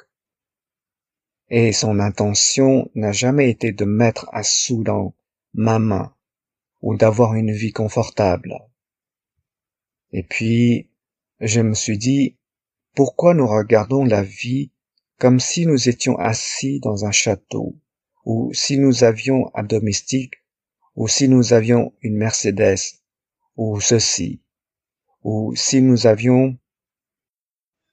Quand vous y entrez, vous voyez cela comme une vie agréable, mais aller en prison, ou tout accident survenu dans votre vie, même si nous entendons parler de la vie de quelqu'un d'autre, quelque chose s'est produit. Nous le voyons comme un mal. Qu'est-ce qui crée ce mal et ce bien? En fait, quand je le regarde, j'ai vu que c'était une maturation de sa part pour être capable de faire ce qu'il pouvait faire à la fin, ce qui a profité à tous. Mais que se passe-t-il dans notre vie? On ne pense jamais au test, à la maturation de nous, le processus que nous allons faire jusqu'à la maturation pour donner des fruits. Pourquoi regardons-nous la vie ainsi? Nous ne considérons jamais la vie comme des événements qui nous apportent davantage à la fin. Qu'est-ce qui s'est mal passé? Parce que je vois que rien ne s'est mal passé. Nous regardons simplement le mauvais bout du bâton, comme on dit en anglais. Rien ne s'est mal passé. Rien ne s'est mal passé. C'est juste cette attente et ce désir. Au cours des dernières 24 heures, l'une des choses les plus horribles qui pourrait arriver à la Fondation Keshe s'est produite. Nous ne pourrions même pas imaginer qu'une telle chose soit possible. Et je me suis assis avec des chercheurs de connaissances, nous avons regardé, et j'ai dit, réfléchissons à la raison pour laquelle cela s'est produit. Si c'était il y a 10 ans, 5 ans, cela aurait créé de l'indignation et beaucoup de stress. Et ce matin, tout au long de la journée d'aujourd'hui, je l'ai considéré comme une bénédiction. Hier, c'était la chose la plus horrible qui pouvait arriver. Tout s'est mal passé. Mais en fait, l'âme de vous, chercheurs de connaissances, l'âme de la technologie elle-même, dans leur ensemble, ne voulait rien faire, ou voulait la coupure de cette ligne, de ce qui était impliqué. Et je m'en suis réjoui. D'une certaine manière, d'autres y voient un grand désastre. Je le vois comme l'une des choses les plus puissantes qui soit arrivée à la Fondation Keshe. Et cela s'est produit à ce moment-là. C'est la façon dont nous percevons, comment nous observons et comment nous voyons les choses. Si c'était il y a 5 ou 10 ans, l'approche aurait été totalement différente de celle où nous en sommes aujourd'hui. Nous sommes beaucoup plus forts du point de vue de la connaissance. Nous sommes beaucoup plus forts du point de vue de la compréhension. Et nous n'avons pas besoin de millions. Il nous en faut très peu pour changer, pour apporter ce changement. Et ce changement a commencé à se produire. Et c'est une perception. Pour nos chercheurs de connaissances, nous pourrions dire que c'était la fin du monde hier soir. Travailler à 2, 3, 4 heures du matin et essayer de comprendre pourquoi et comment. Et j'ai dit, rentrons à la maison. Allons dormir, on emballe, et on parlera demain matin. On verra ce qui se passera. Et pour nos chercheurs de connaissances, c'est horrible. C'est quelque chose qui met fin à beaucoup de choses. Mais en réalité, c'est le début de quelque chose d'énorme. Et cela rend la fondation indépendante. Cela rend la fondation à l'écart de tous les éléments qui pourraient, dans une future attaque contre elle, la mettre en contact. Qu'est-ce que c'est? Devons-nous en perdre le sommeil? Devons-nous appeler cela une période horrible qui a mal tourné? En fait, ça s'est tellement bien passé. On aurait dû aller dans cette direction. Mais le processus a été nécessaire, car au cours de son cycle de vie, pour en arriver à ce point, de nombreux changements ont été apportés. Donc, c'est ça la souffrance. Est-ce faire ceci et cela? Est-ce cela? Nous ne pouvons rien faire. Un de nos chercheurs de connaissances peut vous le dire, il est en ligne. Quelqu'un a affirmé, nous avions prévu que M. Keshe soit arrêté, et nous voulons, quoi que ce soit, à Toronto, en 2010, en 2011, peu importe. Nous l'avons organisé. Qu'est-ce que ça a apporté? Et pourquoi les gens doivent-ils faire ces choses? Et ils nous ont ouvert une nouvelle boîte de Pandore. Hasard. Merci, Monsieur Keshe. Regardez où nous étions en 2010-2011. Maintenant, nous sommes en 2020 ou 2025. C'est en quelque sorte du point de vue de l'observateur. D'autres questions? Eric. Ok, merci Hazard. Nous avons une question de Claudia, envoyée par télégramme, qui dit « Bonjour Monsieur Keshe. Nous avons étudié hier, dans l'enseignement sur l'âme, les isotopes angulaires et la radiation de votre enseignement du 442e. atelier de chercheurs de connaissances. Au cours de notre discussion, nous avons exploré la corrélation entre la radiation produite dans notre corps et les angles associés aux ganglions lymphatiques et aux glandes. Vous avez mentionné dans un autre enseignement que notre tangibilité existe grâce au thymus, la glande dans notre poitrine, et aux ganglions lymphatiques. Ma question est la suivante. Comment pouvons-nous relier les concepts d'angle, de ganglions lymphatiques, de radiation et de carbone 13 dans la peau médiane? Concrètement, comment puis-je contrôler la tangibilité de mon corps grâce à ces connaissances? Cache. Regardez le cerveau de l'homme, à quel point il est tordu, et toutes ses formes. Et si vous regardez les ganglions lymphatiques, et si vous regardez le thalamus et le thymus, ils sont comme des ficelles, ils sont comme des saucisses, des morceaux de saucisses, qui sont assemblés et emballés dans un endroit. Cet empilement, comme les champs de la structure, sont un plasma dynamique. Créer certaines interactions. Et cette interaction crée certaines conditions pour certains champs. Et ces champs, l'un d'eux dans le spectre, est la force de champ du plasma du carbone 13. Ne considérez pas le carbone 13 comme ce que vous appelez une condition matérielle. Considérez le carbone 13 comme un champ, comme un plasma dynamique. Ainsi, votre lymphe crée une force de champ qui corresponde à celle du carbone 13. C'est tout ce qu'elle fait.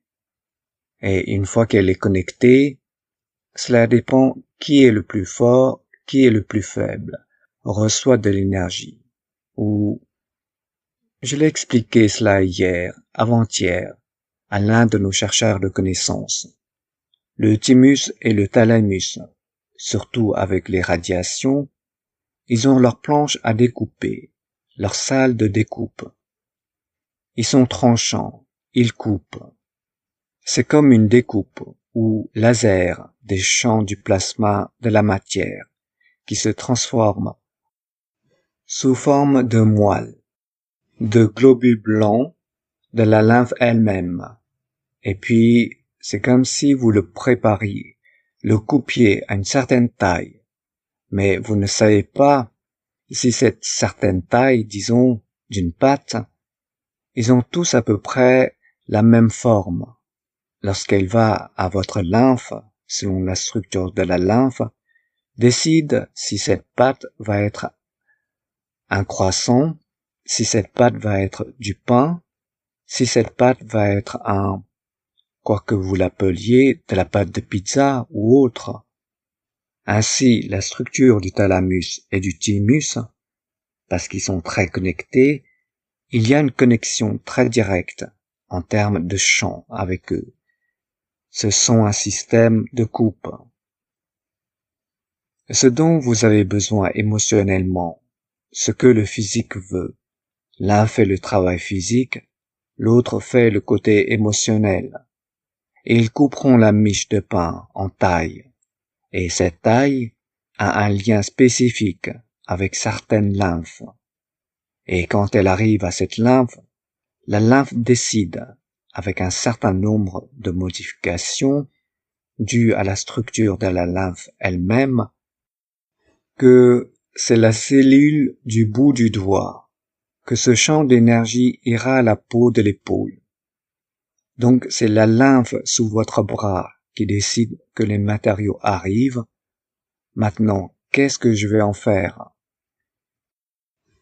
C'est pourquoi nous avons un flux lymphatique. Nous avons tout ce qu'ils appellent un drainage lymphatique et tout le reste.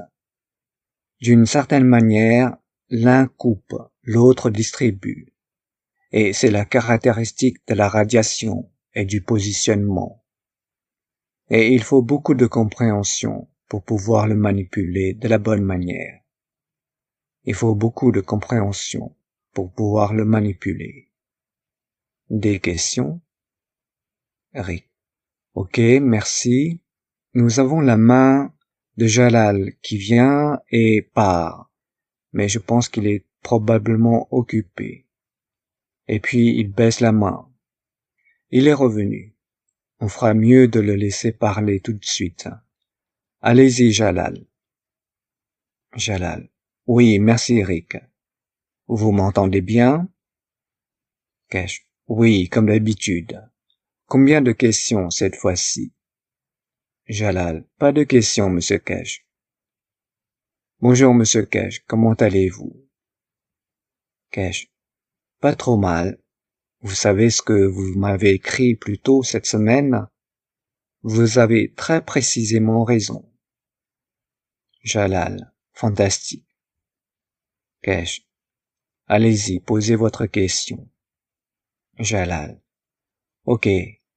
D'une certaine manière, pour le dernier enseignement, je me souviens qu'il y avait un vieil enseignement privé où vous enseigniez comment distinguer le type de radiation que vous recevez par l'écart de distance entre les neutrons. Et quand, parce qu'à cette époque, nous travaillions avec les GANs et nous pouvons voir la différence dans la création des acides aminés, d'une certaine manière.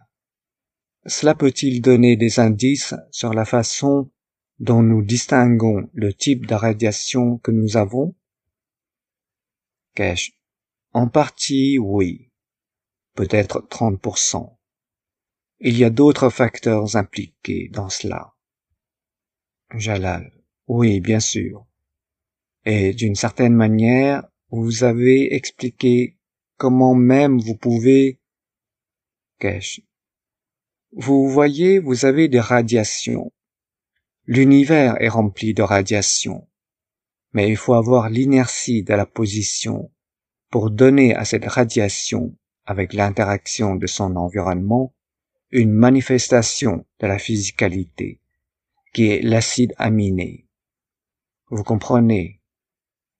Ainsi, l'acide aminé à la surface du GANs est dicté par l'inertie du liquide à l'intérieur, et pas tous les liquides à l'intérieur du GANs sont identiques.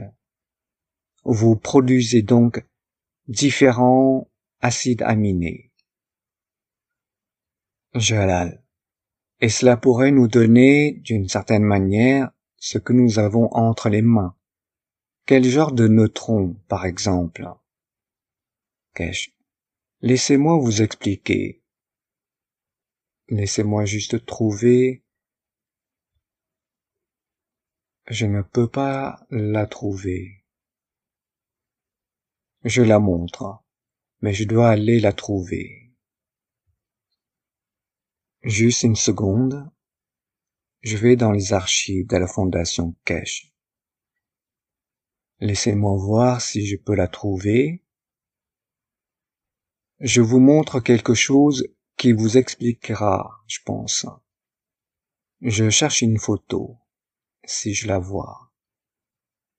Laissez-moi voir si je la trouve dans les photos.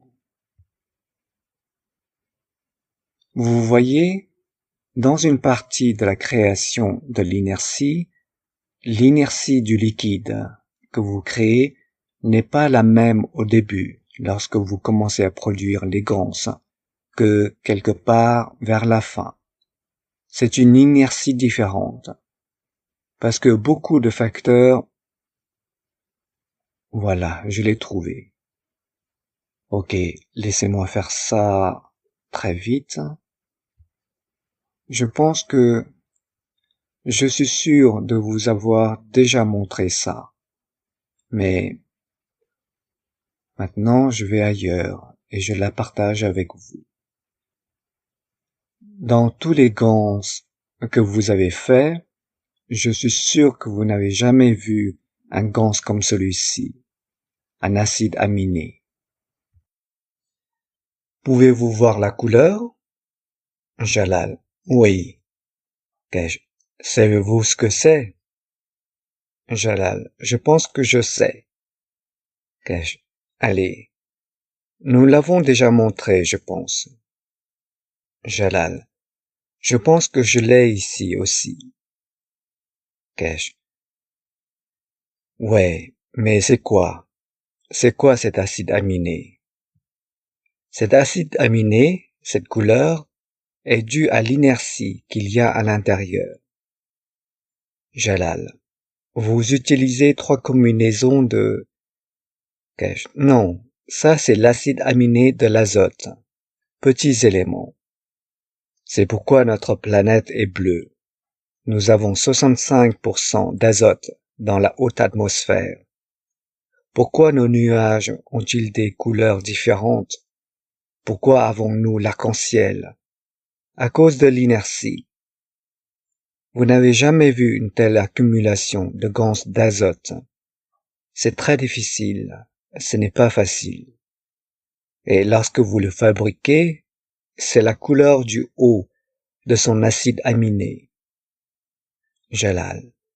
Monsieur Kesh, j'ai la même couleur avec l'alliage. Kesh. Ça, c'est la structure typique de l'acide aminé de l'azote. C'est la couleur de la planète. Mais qu'avez-vous créé avec l'alliage? De l'azote. Vous comprenez? Donc, sa forme, si vous comprenez cela, et un jour, en tant que scientifique, vous percez une couche de cela. Ce que vous voyez comme différentes couleurs, c'est comme différents nuages à différents niveaux à la surface de l'eau. Vous comprenez? C'est comme si vous voliez au-dessus des nuages. Vous voyez les nuages, mais si vous y pénétrez, cela vous donnera une grande compréhension de la façon de produire des matériaux, de les convertir, et tout le reste en ce qu'ils contiennent. Parce que c'est dans l'état du plasma, ce n'est pas dans l'état de la matière, même si nous le voyons dans l'état de la matière, comme la physicalité de l'homme. La prochaine fois que vous volerez et que l'avion sera au-dessus des nuages, et la façon dont il les traverse, et leur forme et tout le reste, ne regardez pas ces nuages. Regardez comment le champ magnétique de cette structure interagit avec le champ magnétique terrestre dans la condition plasmatique qui lui confère cette altitude, ce comportement et cette structure. Si vous comprenez cela, alors vous comprenez, pour les ouragans et les typhons, comment se fait-il qu'ils aient cette structure d'une certaine voie? Et parce que le champ magnétique de la Terre et sa position par rapport au champ absorbé par le Soleil et la Lune créent ce flux, et cela se produit d'une certaine manière lorsque les champs sont... Les typhons ne surviennent pas à cause du climat de la planète. Les typhons proviennent de l'interaction du champ du Soleil et de la Terre, qui sont ceux-ci au milieu, c'est ce que vous avez. Parce qu'à l'état liquide, ce que vous appelez l'oxygène, c'est le champ magnétique, c'est l'aimant de la chose. Donc il interagit en tant que partie des gouttes d'eau ou autre avec les deux structures. Et c'est ce que vous avez, les ouragans et le reste. Si vous changez la structure des champs dans l'hémisphère sud, à un certain point, vous n'aurez plus jamais d'ouragan. Si vous pouvez mettre 3 vaisseaux dans une condition spécifique qui modifie les champs magnétiques, vous n'aurez jamais d'ouragan. Jalal, si facile. Kesh, ouais, parce que nous avons créé dans le nord de la Chine, nous savons comment. En 2023, nous n'avons pas pris de photos. Les photos ont été prises par les militaires.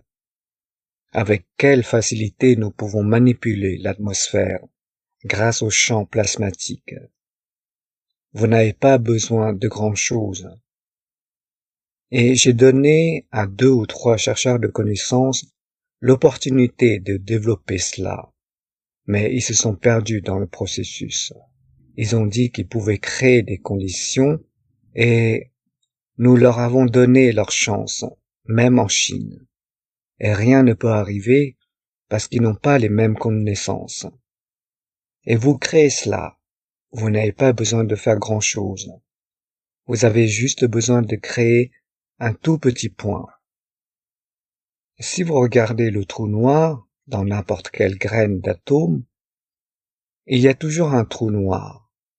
Si vous regardez, c'est si petit, mais cela dure des centaines d'années.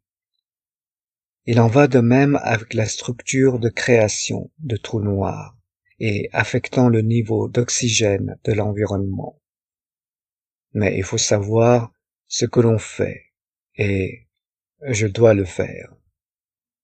Lorsque nous avons fait le test, nous l'avons fait avec les chercheurs de connaissances en Chine. Cela fera trois fois que nous le ferons. La dernière fois que nous l'avons fait, d'une manière spécifique, cela a semé le chaos à Pékin. Il suffit d'aller voir la météo à Pékin en 2023. Il y a tellement de gens, tellement de destruction, rien que dans la ville. Ils n'ont pas pu le faire. Et on m'a dit, pouvez-vous éteindre la machine? Est-ce que vous testez? Et ça s'est arrêté. Parce que dans l'environnement que nous testions, il n'y avait rien. Nous créons le centre du trou noir. Et 2 ou 3 semaines auparavant, nous l'avons fait dans le nord de la Chine. Et 2 mois auparavant, nous l'avons fait au nord de Pékin. Une fois, ça pourrait être une coïncidence. 2 fois, ça pourrait être une coïncidence. Mais pas tout le temps.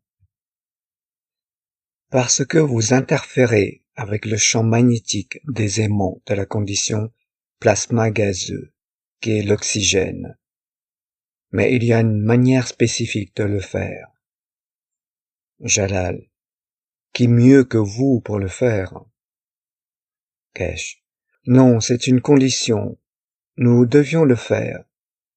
Voyons si je peux en trouver les photos. Je vais partager avec vous, car ces photos ont été prises par l'armée chinoise. Ils l'ont amené à plusieurs patrons. Je dois y retourner. Ils ont pris les photos, et ce qui est drôle, c'est que nous avons créé, lorsque nous allions dans le nord de la Chine avec les généraux, les militaires, les gens armés et les agents de sécurité, c'était la sécheresse. C'était une sécheresse totale. Il n'y avait pas de pluie. Les rivières étaient plus ou moins asséchées, mortes. Et après avoir commencé la première nuit, plus ou moins, nous avons commencé à mettre en place la création de, comme vous l'appelez, la condition qui a été convenue par l'armée et le gouvernement. Le système a commencé à faire de la pluie abondamment. Donc c'était la sécheresse. Et soudain, une fois que le système a commencé à fonctionner, les officiers et les militaires ont commencé à prendre des photos du ciel. Et assez drôle, après environ 2-3 jours, la pluie est devenue tellement forte, ils nous ont dit « ne montez pas ». Mais les généraux ont décidé de partir. C'était un convoi de 3, 4 ou 5 voitures, et nous devons nous arrêter à un moment. Ils installaient un transformateur sur un mur. Et le général s'est retourné vers moi et m'a dit « C'est ce que vous avez causé. La tempête que vous avez provoquée et que vous avez créée a fait exploser les transformateurs. Et maintenant, nous les changeons. Mais nous acceptons les dépenses. » Et nous avons littéralement dû descendre de nos voitures, traverser à pied lorsque les grues étaient là, remplaçant les mêmes transformateurs que nous avons fait exploser, et encore plus selon les conditions que nous avions créées. Un autre groupe de voitures nous a récupérés de l'autre côté de la circulation pour nous ramener à la zone de test. Laissez-moi... Je vais devoir en trouver une autre photo.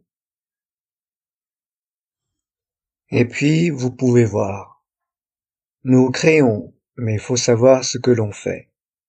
Et c'était quelque chose auquel nous nous attendions. Le ciel était clair pendant la préparation du test. Et quelques heures plus tard, les officiers militaires ont envoyé des photos montrant que l'horizon est totalement... Les gens de la zone n'ont jamais vu une tempête comme celle-ci. Et cela n'a jamais été vu. Ce que nous savons dans le cadre de notre structure, nous créons ceci, parce que maintenant nous sommes devenus des experts en la matière. Nous savions que la conséquence de faire une telle chose est de créer, mais de comprendre la logique qui passe par les champs magnétiques de ce que vous appelez la condition. Et cela change en quelques heures, très très peu d'heures. J'essaie de la trouver et j'ai trouvé une des photos. Laissez-moi voir. On en trouvera une autre dans les prochaines secondes, sinon on arrête. Je vous montre. Et au moment où nous partions, les rivières qui étaient à sec, lorsque nous sommes arrivés à samedi environ, étaient littéralement inondées. Tant de pluie a été créée, parce que vous pouvez le faire, mais les connaissances sont là. Vous pouvez, avec quelque chose que nous avons appris. Nous n'avions pas prévu de le faire, c'est arrivé. Et nous avons appris ces autres conditions, qui créent ces conditions. Je ne la trouve pas. Eh bien, je ne trouve pas les photos des militaires. Les autres photos sont là. Vous voyez, c'est comme ça que nous avons commencé, par un bel après-midi ensoleillé, et c'est dans le nord de la Chine. Ce sont les Chinois. Nous avons installé le système à l'extérieur. Il a tellement plu que le soir, nous avons dû nous arrêter. Le lendemain. Et tout l'horizon, les gens du village là-bas, les gens ils n'ont jamais vu une chose pareille. Et nous établissons simplement la condition et créons cette condition. Et il n'en faut pas beaucoup. Certaines choses que nous avons décidé de faire, certaines choses que nous avons apprises par effet et par les conditions qui ont été créées, et nous avons répété la même chose dans une petite pièce au centre de Pékin. Allez voir les rapports sur les inondations à Pékin au cours de l'été 2023. D'autres questions? Jalal. Merci, monsieur Kesh. Kesh, merci. Eric. Ok, merci Jalal. Nous avons quelques questions dans questions et réponses. Et à nouveau, nous avons la main levée d'Eskandari. Laissons-la aller en premier. Eskandari. Bonjour à nouveau et merci pour cette opportunité. Monsieur Kesh, je veux profiter de l'occasion pour poser cette question que je me pose depuis mon enfance. Quand j'étais enfant, je jouais la plupart du temps dans notre cour derrière la maison ou dans notre cour devant la maison. Et j'aimais vraiment être dehors. Et puis, une fois que j'ai eu cette pensée en tête, je regardais par terre et je me suis dit, je ne suis pas d'ici. Et puis j'ai regardé le ciel et j'ai dit, je viens de quelque part là-bas. Mais je me demandais comment. Et puis, dans l'un des ateliers, vous avez répondu à ma question, selon laquelle notre âme est connectée à l'univers et notre physicalité est connectée à la Terre. Cela a donc répondu à ma question. Mais un autre jour, encore une fois, je ne sais pas pourquoi, à cet endroit précis de notre jardin, toutes ces pensées me venaient à l'esprit. Ensuite, j'ai eu le sentiment que mes parents étaient des parents de quelqu'un d'autre, et qu'ils m'ont donné à cette famille, à ma famille, pour qu'ils puissent m'élever et prendre soin de moi. Et puis, j'ai même pu avoir une vision de l'homme qui était que je pensais être mon père. Et j'en étais tellement certaine qu'à chaque fois que j'étais bouleversé, ou que ma mère ou mes parents disaient quelque chose, je le leur disais, très confiante à ce sujet. Je leur ai dit, oh, je ne suis pas votre enfant, donc vous ne pouvez pas dire ces choses. Et puis ça faisait rire ma mère, et elle disait, oh, tu ressembles à ton père. Tu ressembles tellement à ton père. Tu ressembles à ton père. C'est comme si ton père t'avait donné naissance. Et elle riait. Mais je ne comprenais pas pourquoi. Pourquoi j'avais le sentiment qu'ils étaient mes vrais parents. J'en étais certaine aussi, mais je ne sais pas pourquoi j'avais ce sentiment.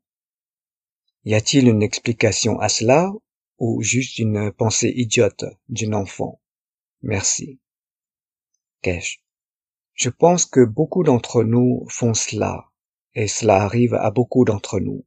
Et parfois, certaines personnes posent cette question et finissent par comprendre que les parents ne sont pas de vrais parents. Je suppose que nous vivons tous cette chose, mais c'est quelque chose que nous faisons tous, parce que nous n'avons pas ce que nous voulons, quoi que ce soit. Mais parfois, certaines personnes suivent le processus et découvrent que les parents ne sont pas les parents. Et puis vous avez parfois un dilemme. Et parfois, ok, je sais que c'est ce que ça a été. Alors je continue. Maintenant, c'est très simple. Il vous suffit de faire un test sanguin et l'une des premières choses est que de nos jours, ils peuvent faire une vérification ADN plus détaillée. Mais la plupart du temps, vous pouvez prendre du recul et simplement voir. Parce que, par exemple, certains, comme O et O, ne donnent qu'un seul type de sang. Et si votre maman et votre père sont O, et je ne suis pas une de ceux-là, allô, qui sont ma mère et mon père, vous comprenez? Eskandari. Oui, je suis O, et mon père était O aussi. Kesh. Ouais, je sais. Mais ce que je dis, si vous avez deux O, et vous avez un A et un B, il y a certains résultats de A et B. Même dans les divisions, dans plusieurs, ce n'est pas aussi simple. Et puis vous vous demandez, qu'est-ce qui se passe? Je sais que c'est arrivé à des gens. Eskandari. Non, monsieur Kesh, je suis certaine que j'étais génétiquement leur enfant. Ouais, j'avais d'autres frères et sœurs, et cela n'arriverait pas dans notre famille. Kesh. Oh, ouais. Mais ils pourraient vous changer à l'hôpital, vous savez ça? Eskandari. Non, ma mère a accouché à la maison, avec les tantes de ma mère. Et maintenant, j'en suis certaine. Mais je ne sais pas pourquoi j'ai eu ce sentiment. Kesh. Cela nous arrive à tous. C'est un sentiment naturel pour nous tous. Cela fait partie de qu'est-ce que je fais ici? Et parfois, c'est un moment terrible, où ce n'est pas la façon dont nous voulons. Oh, tu n'es pas ma mère et mon père. Eskandari. Même ma mère m'a dit un jour que j'étais différente de mes autres frères et sœurs. Et j'ai dit en quoi? Elle a dit que tu n'es pas jalouse, tu ne fais pas de commérage, tu essayes d'aider les gens. Puis j'ai réalisé que mes frères et sœurs étaient jaloux. Je ne le savais pas. Ouais, on ne sait jamais. On ne sait jamais. Eskandari. Mais, merci. Merci beaucoup. Rick. Ok, nous avons une autre main levée avec Vernon. Mais avant, répondons aux questions dans questions et réponses de Cristiano, ou en fait, c'est Paolo de la communauté brésilienne qui dit: Monsieur Cage, comme plusieurs de nos organes ont été créés et développé après la transmutation de l'âme des premiers ancêtres humains sur Terre, la transmutation de ces organes qui ne font pas partie de la matrice humaine originelle serait-elle plus difficile en raison de leur nature totalement terrestre? Si oui, pourriez-vous transmuter sans eux pour faciliter le processus? La non-utilisation de ces organes, alors que les chercheurs de connaissances apprennent à capter les 20% restants de l'énergie de l'environnement cosmique, pourrait-elle atrophier son fonctionnement? Alors la non-utilisation de ces organes pourrait-elle atrophier son fonctionnement? Comment activer et réadapter ces organes pour les réutiliser? Kesh. Vous ne pouvez pas l'utiliser parce que nous avons évolué. Nous avons 3 ou 4 organes comme ça. Ils nous disent que nos amygdales en font partie. Notre appendice, comme vous l'appelez, en est une autre. Nous avons 2 ou 3 parties comme ça dans notre corps. Et je suis sûr que notre corps en produira de nouveau pour l'évolution des prochains. Non, vous ne pouvez rien faire. Cela fait partie de vous. Vous en avez tous. Car même s'ils ne sont pas nécessaires, ils ont quand même certaines fonctionnalités. Ils font quelque chose, parce qu'ils ont de l'énergie. Ils font toujours des choses. Vous devez prendre ces choses avec pincette, qui n'ont aucune fonction. Le corps utilise toujours les choses qui sont utilisées ou créées. Rick. Il y a quelque chose appelé l'ADN poubelle, qui, selon eux, ne servait à rien, et vous savez, n'avait aucune classification, ni aucune utilité. Maintenant, ils découvrent que l'ADN poubelle est en fait très important, et ils l'ont simplement mal nommé dans le passé. Cash. Maintenant, il y a beaucoup de cela dans la science de l'homme. Quelqu'un l'a fait, est devenu populaire, et nous n'y voyons aucune vérité. C'est juste un manque de connaissances. L'ignorance crée des choses, et ensuite d'autres personnes le suivent. C'est comme, vous avez entendu parler des gens de la Terre plate? Ils étaient censés comparaître devant le tribunal, et ils ont gagné le procès contre ceux qui disaient que la Terre était sphérique. Et les gens de la Terre plate ont gagné le procès. Ils ont fait appel, et ils ont gagné le procès. La Terre est-elle réellement plate ou est-elle ronde? Voyons-nous un soleil plat? Et ils ont un très bon argument qui a réussi à convaincre les juges. C'est que l'homme n'est jamais allé dans l'espace. L'homme n'est jamais allé sur la Lune. Parce que les Américains trichent. Et si vous regardez, quand les fusées montent dans ce que vous appelez en Californie ou en Floride, elles montent et restent jusqu'à un certain niveau. Puis quand elles sortent du champ de vision de l'homme, elles tombent dans l'océan. L'homme n'a jamais été au-dessus de l'atmosphère. Mais qu'en est-il des Chinois qui sont là-bas? Les Chinois sont-ils tombés? Les Indiens sont-ils tombés? Les Israéliens sont-ils tombés lorsqu'ils sont allés sur la Lune? Et c'est très intéressant de voir comment cette hypocrisie est apparue. Et ils inventent ces choses parce qu'il n'y a pas de réponse à cela. Ils essayent donc d'être corrects. Vous avez une dimension. Vous savez que la Terre n'est pas circulaire, mais même si on nous donne la forme d'un cercle, elle est un peu enflée au milieu à cause de la pression du plasma. C'est la forme du plasma, mais c'est tridimensionnel. Et cela ressemble beaucoup à la galaxie elle-même. Notre galaxie n'est pas une sphère, c'est un jaune d'œuf, mais nous avons la même chose avec notre planète. C'est pourquoi le diamètre est plus grand au centre. Prenez simplement ces choses avec des pincettes. Question suivante. Êtes-vous là, Rick? Allô? Rick, êtes-vous là? Rick. Oh, désolé, je voulais parler ici. Vernon, allez-y, s'il vous plaît. Votre micro est activé maintenant. Vernon. M'entendez-vous bien? Eric. Oui, oui, merci. Vernon. Comment allez-vous, Eric? Alias Off-Script. Vous vous souvenez? Bonjour, monsieur Cash. J'ai eu l'occasion de vous rencontrer à Linz. Je tiens la bannière du premier de ce que nous appelons homme noir dans le système de Linz. J'apprécie tout ce que vous faites ici. Je voulais donc vous poser une question. Si nous pouvions aller un peu derrière le voile, j'ai eu l'occasion de transmuter, et dans cette expérience, je pourrais dire en contact avec moi-même.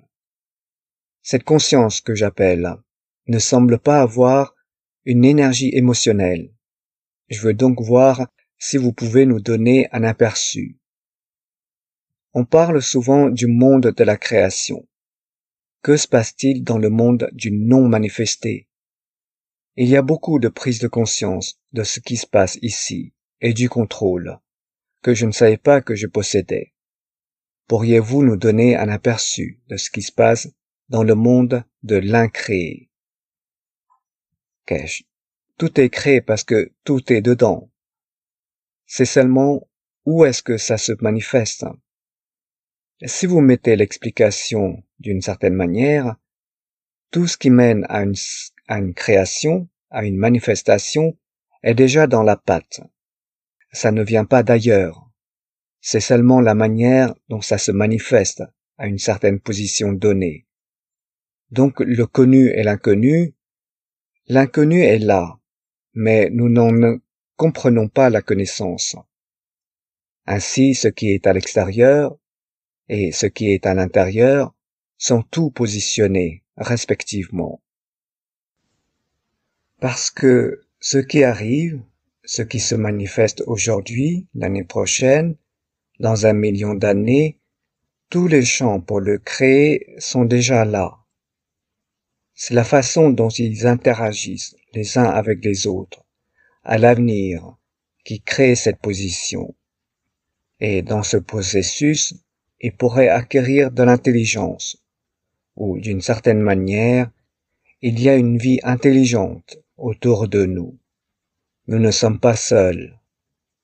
Il y a une structure d'intelligence beaucoup plus grande autour de nous, qui nous traverse, qui fait partie de la création du système solaire, qui fait partie de la création de l'univers. Et donc l'inconnu ou le connu ne dépendent que de nous. Il n'y a rien dehors que nous ne connaissons pas. Mais comme nous ne le voyons pas, nous n'en avons pas conscience. Nous pouvons l'appeler inconnu, mais c'est en réalité connu. Dans la sphère plus vaste de la structure, tout est dans le pot. Vernon.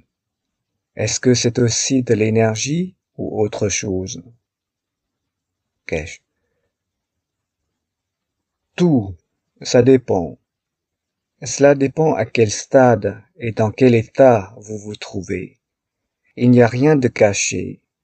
C'est juste que nous ne le voyons pas selon nous ne le comprenons pas selon nous ne le comprenons pas selon notre intelligence, notre compréhension, notre vision.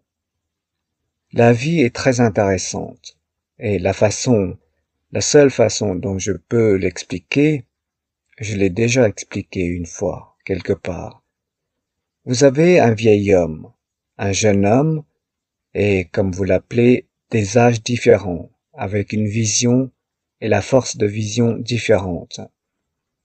Vous allez dans un parc, ou quelque part, et celui qui voit très bien dit « Oh, regardez, il y a un cerf-volant là-haut, ou un drone là-haut. » Et l'autre, qui a la moitié de la vision, « Oh oui, je peux le voir. » Et le vieil homme dit « Où? Quoi? Je ne peux pas voir. » Y a-t-il un drone là-haut? Mais en fait, le drone est là. C'est la force et la vue de la vision, et cela dépend de la personne. Vous comprenez? Et c'est ainsi qu'est la connaissance du Créateur, et la connaissance de l'homme, la compréhension de l'homme. C'est ce que nous voyons. Ce qui est là, à la place de la vision, c'est notre intellect, c'est notre compréhension. Mais le drone est là, et le cerf-volant est là. Celui qui a la vision les voit. L'un essaye, et l'autre est là. Il regarde la même chose, il dit « Quoi? Y a-t-il quelque chose là ?»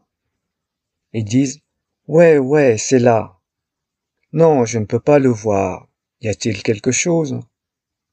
Mais en fait, un jour, cet homme était ce jeune homme qui peut voir avec la vision. Nous nous obscurcissions de plus en plus avec des problèmes, et notre vision, notre compréhension se détériore de plus en plus. Et nous avons de plus en plus de préjugés à ce sujet. Vernon. Merci, Monsieur Cash. Devrons-nous conclure ou y a-t-il encore quelques questions? Eric. Eh bien, il y en a encore quelques-unes. Il y en aura toujours. Nous avons Mernaz avec la main levée. Peut-être que nous pouvons la laisser parler? Mernaz. Bonjour, bonne journée, Monsieur Cash. Merci, Rick. J'ai une question pour les paresseux. Un raccourci pour la transmutation, peut-être. Vous avez dit que Dieu est... Les êtres humains sont les seuls à avoir un lien direct avec Dieu.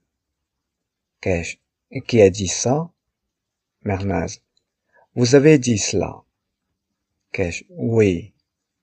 Mernaz. Nous sommes les seuls à avoir cette capacité d'être directement connectés à Dieu. Cash. Oui, mais nous ne sommes pas la seule race. Nous ne sommes pas la seule race. Mernaz. Oui. Cash. Alors? Mernaz. Cela n'a pas d'importance. Cash. Ouais. Mernaz. C'est bien, c'est très bien. Donc, si, d'une manière ou d'une autre, et de différentes manières, culturellement, par la religion, peu importe, nous pouvons nous connecter à l'âme de Dieu, à l'âme du Créateur, qui est le champ le plus bas. Alors nous sommes dans le champ le plus bas, le plus humble. Alors nous sommes en transmutation à ce moment-là. Cash. Oui, mais laissez-moi vous expliquer cela, car cela doit être très clair.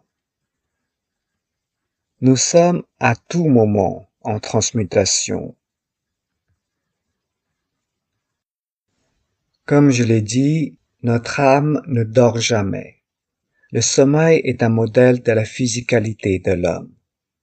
Ainsi, notre âme est toujours en mouvement et dans une énergie du mouvement. Nous appelons cela la transmutation. Et dans ce processus, elle est toujours en mouvement, même quand nous sommes éveillés, même quand nous dormons, même quand nous venons de naître et même quand nous mourrons. Et c'est l'âme de l'homme. Si vous y réfléchissez, elle est consciente et connectée dans toutes les dimensions, quelque part, d'une manière ou d'une autre, jusqu'à l'origine, comme tout le reste. Mais avoir conscience de son existence, en être conscient. Vous savez, quand on ouvre la communauté universelle, cette question de la création et du créé, et de Dieu et du Créateur, ils ne comprennent pas. Cela n'existe pas dans le vocabulaire de l'univers. L'homme comprendra bientôt. Parce que la communauté universelle se considère comme faisant partie de la même structure. L'homme a créé cette chose, de Créateur et de Dieu, à cause des faiblesses que nous donne sa nature, son ADN et tout le reste. Nulle part dans l'univers il n'y a de croyance en Dieu et en Créateur, car c'est la compréhension que nous en faisons partie. Nous y sommes, nous en sommes la structure, mais l'homme a fait cela avec ses statuts, c'est, et puis nous y sommes arrivés, et nous le faisons. C'est très drôle parce que je le vois régulièrement, et ça me fait, d'une certaine manière, prendre conscience de, je l'ai dit auparavant, comment l'homme a changé les choses, et maintenant il y est, réellement, à la fin. Mernaz, vous êtes bien consciente de ces choses. Mernaz, vous le demandez? Eh bien, ça dépend. Kesh, vous dites Amen. Ne disons-nous pas Amen? Mernaz, en quelque sorte, oui. Cela dépend de l'état d'esprit. Kesh, ça n'a pas d'importance. Mais à chaque fois que le prêtre dit quelque chose, nous disons Amen. Ce n'est pas grave, c'est dit dans la plupart des langues, ouais. Mais savez-vous d'où provient le mot Amen? Amen était une statue, la plus grande statue, et elle disait toujours, quoi que vous fassiez, à la fin, mon nom sera. Et ce que nous disons dans l'église, le gars dit ce qu'il veut, et nous disons Amen. Nous revenons donc à notre chose, comme vous l'appelez, d'adoration des statues. Nous adorons toujours cette statue, qui était la statue la plus solide. Allez lire la littérature d'Amen. Qu'est-ce que ça veut dire? Est-ce que ça apporte quelque chose d'autre? Maintenant, nous confirmons ce qui a été mis en nous. Nous l'avons accepté, car cette statue était la plus grande et la plus majestueuse. C'est ainsi qu'Amen est entré dans le monde religieux. Nous confirmons que c'est le dernier et le plus fort. En fait, nous adorons une statue, un Dieu créé par l'homme. Et telle a été la croyance de l'homme tout au long des siècles. Et dans un passé récent, nous avons changé ces noms d'adoration et autres en Elvis Presley, John Lennon et tout le reste. Les dieux à court terme et tout ce qu'ils en font. Là où les vieilles statues, les anciens dieux, qui passaient de la statue à la réalité, emportaient leur nom avec eux. Vous regardez toutes les croyances religieuses, regardez tous leurs noms, regardez toutes les croyances de leurs noms. Ça remonte à une statue, une sorte de croyance dans la faiblesse de l'homme. Et c'est ce qui revient sans cesse dans le monde de l'humanité. Et nous le constatons. Et cela n'existe pas dans l'univers. Mernaz. Mais par exemple, rendre gloire à Dieu. En arabe, Alhamdulillah, ou gloire à Dieu dans le christianisme, c'est la même chose. Cela dépend de l'intention et du lien avec l'âme de l'être qui est créé. Cela dépend de l'intention. Qu'ai-je? Tout revient à qui en profite. C'est très intéressant d'assister à l'investiture de Trump cette semaine. Et dans son discours, il a déclaré « Ce pays est désormais aveugle aux couleurs et est basé sur le mérite. » Il aurait dû dire « aveugle aux couleurs et aux religions, et aucun d'eux n'a de mérite. » Et c'était intéressant de savoir que sa femme n'est pas américaine et que la femme du deuxième responsable est d'origine indienne. Et c'est la première fois que d'un côté, ils sont tous blancs et de l'autre côté, il y a tant de noirs, de blancs et d'indiens, tout le monde est mêlé dans ce processus. Donc, comme je l'ai dit, Dieu est aveugle et sans nom. Dieu n'a pas de nom, c'est seulement comprendre sa beauté. Mernaz. Peut-être a-t-il découvert qu'avec l'intelligence artificielle, le monde n'est plus le même. Les gens sont plus intelligents. Donc, Kesh. Mais quelle est la question? Quelle est la question à laquelle il faut répondre? D'une certaine façon, je connais la réponse, mais c'est à vous de la découvrir. C'est d'où vient le mot Dieu? Était-ce une autre statue? Mernaz. C'est pourquoi vous êtes ici pour nous dire la nouvelle voie. Kesh. C'est à l'homme de la découvrir. Mernaz. C'est à vous de nous l'apprendre. Kesh. C'est à l'homme de la découvrir. Mais nous avons choisi des noms, parce que c'était quelque chose qui, quand beaucoup de gens viennent ici dans l'enseignement et en parlent, que c'est écrit dans la Torah, ceci est dans le livre sacré, ceci et cela, mais tous ces livres saints sont écrits par l'homme pour influencer les autres afin qu'ils obtiennent ce qu'ils veulent. Jusqu'où cela aboutira? Et ils ont simplement donné les noms de la religion et ceux qui ont compris ont caché leur connaissance dans ce que j'appelle le mysticisme. Mernaz. Quand je dis le Créateur, l'âme du Créateur, la présence du Créateur, c'est quelque chose que je ressens dans mon cœur et avec les yeux qui pleurent, avec le sentiment de quelqu'un avec qui je veux être, mais en même temps, c'est si loin pour être avec. C'est le sentiment que j'éprouve parfois, comme au milieu de la nuit, pendant les moments calmes où j'essaie de méditer et de prier. Et parfois, lorsque je contacte l'âme de mes parents, à la manière du bouddhisme tibétain, je ressens leur présence, presque de la même manière. Quand ils sont là, je le ressens. Kesh, parce qu'ils sont toujours là. Mernaz. Alors Dieu est plus émotif. Kesh. Parce qu'il faut comprendre. Maintenant on est instruit.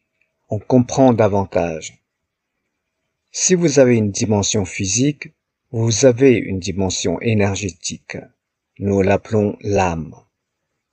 Ce côté-là ne change jamais, ne change presque jamais. Mais il y a un amalgame de... C'est comme un aimant. Vous brisez un aimant en morceaux, il a toujours le même chant, qui ne se brise pas, qui ne se rompt pas. Nous devons vivre une seule vie, mais comprendre les deux existences. Et quand on arrive à ce point, on atteint la maturité. C'est la partie la plus difficile. C'est le même homme.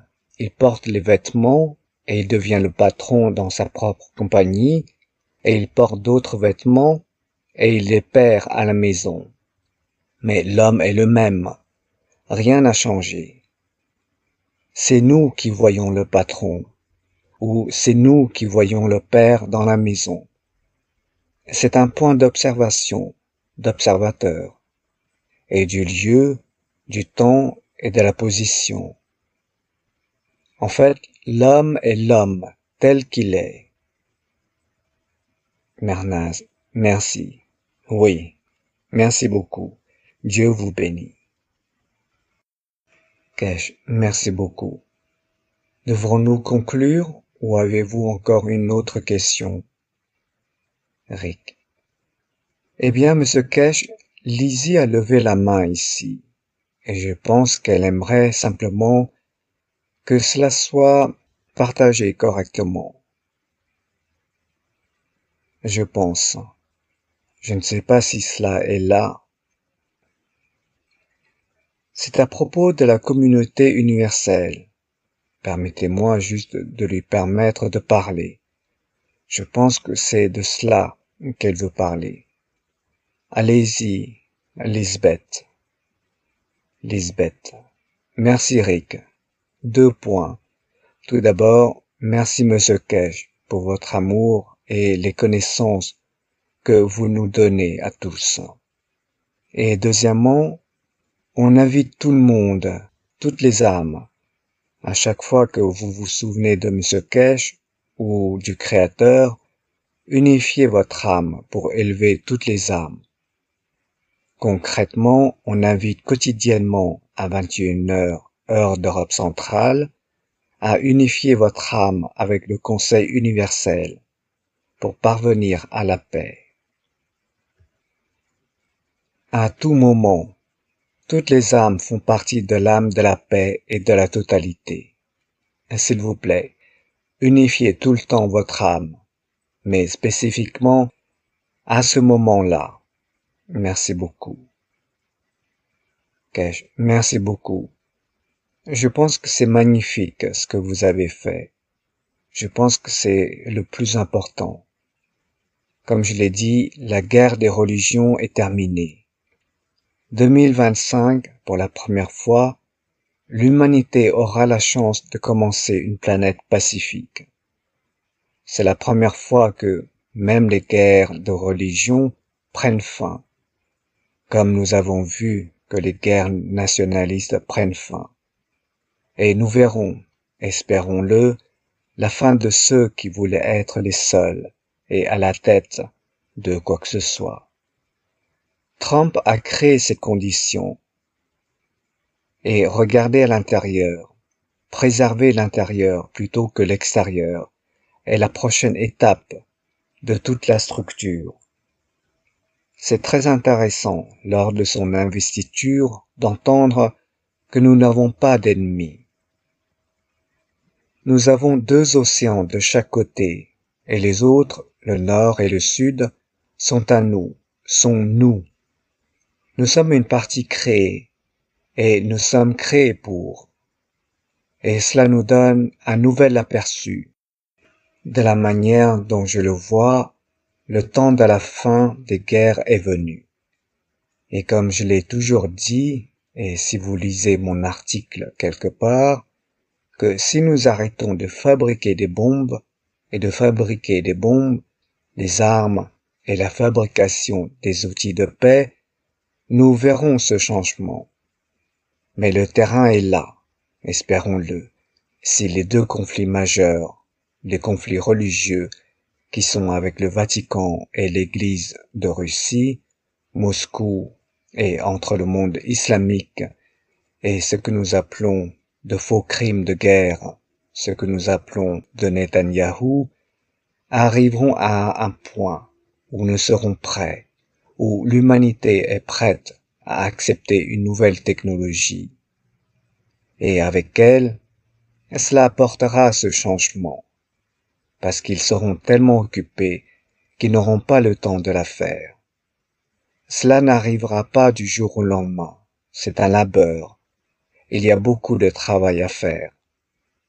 Et en même temps, en changeant, lorsque vous donnez de votre âme à ces dirigeants mondiaux, donnez d'une manière qu'ils soient illuminés. Cet outil de paix sert mieux à l'humanité que l'outil de guerre. Et spécifiquement, priez pour que nos chefs religieux ouvrent les yeux et mettent fin à ce que nous appelons la bannière de la séparation du nom du Créateur. Et c'est à ce moment-là que vous vous réunissez, surtout à la demande du Conseil universel, qu'il va se passer quelque chose, et c'est ce qui est nécessaire. Comme nous l'avons fait, nous avons mis fin aux guerres. Maintenant, les guerres de religion touchent à leur fin. Il faut cet appui pour illuminer nos dirigeants à une nouvelle connaissance, qu'ils abandonnent les anciennes connaissances. J'ai dit à certains des plus puissants dirigeants mondiaux du passé, très récent, que si nous développons la technologie qui rend obsolète la technologie la plus avancée d'aujourd'hui, alors nous devons chercher un système. C'est maintenant l'opportunité. Nous ne fabriquons pas d'armes de guerre.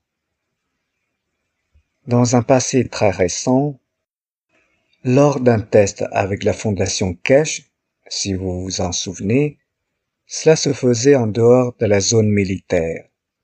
C'est fait entre les mains de la fondation Kesh. Nous avons toujours parlé du champ de plasma, qui laisse la micropuce comme une micropuce, mais qui ne fonctionne pas. Nous avons vu cela pour la première fois la semaine dernière, à l'extérieur, observé physiquement par des scientifiques, par des gens qui comprennent la science. En faisant passer un champ de plasma à travers une puce, avec une certaine force et d'une certaine manière, la puce est intacte, mais ne fonctionne pas comme elle est censée fonctionner. Et toutes les dernières technologies d'armes ont ça. Et si le gouvernement décide de monter une telle chose au satellite qu'il lance, compte tenu de la situation, une structure de l'émotion et de l'information qui conduisent à un matériel, un système, à se transformer en arme, à ne pas fonctionner, nous avons atteint notre paix et nous voyons le processus de paix. D'une certaine manière, ce que nous avons dit, peu importe le plus avancé des B-52, F-35, peu importe, d'un simple mouvement de doigt.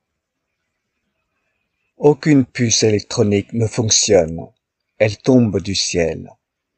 Et nous l'avons montré pour la première fois la semaine dernière. Et cela m'a apporté tellement de joie. Et j'ai dit à nos chercheurs de connaissances, ceci est la preuve du concept. Ils ont dit, si vous retirez la puce, elle a 8 ou 16 pattes.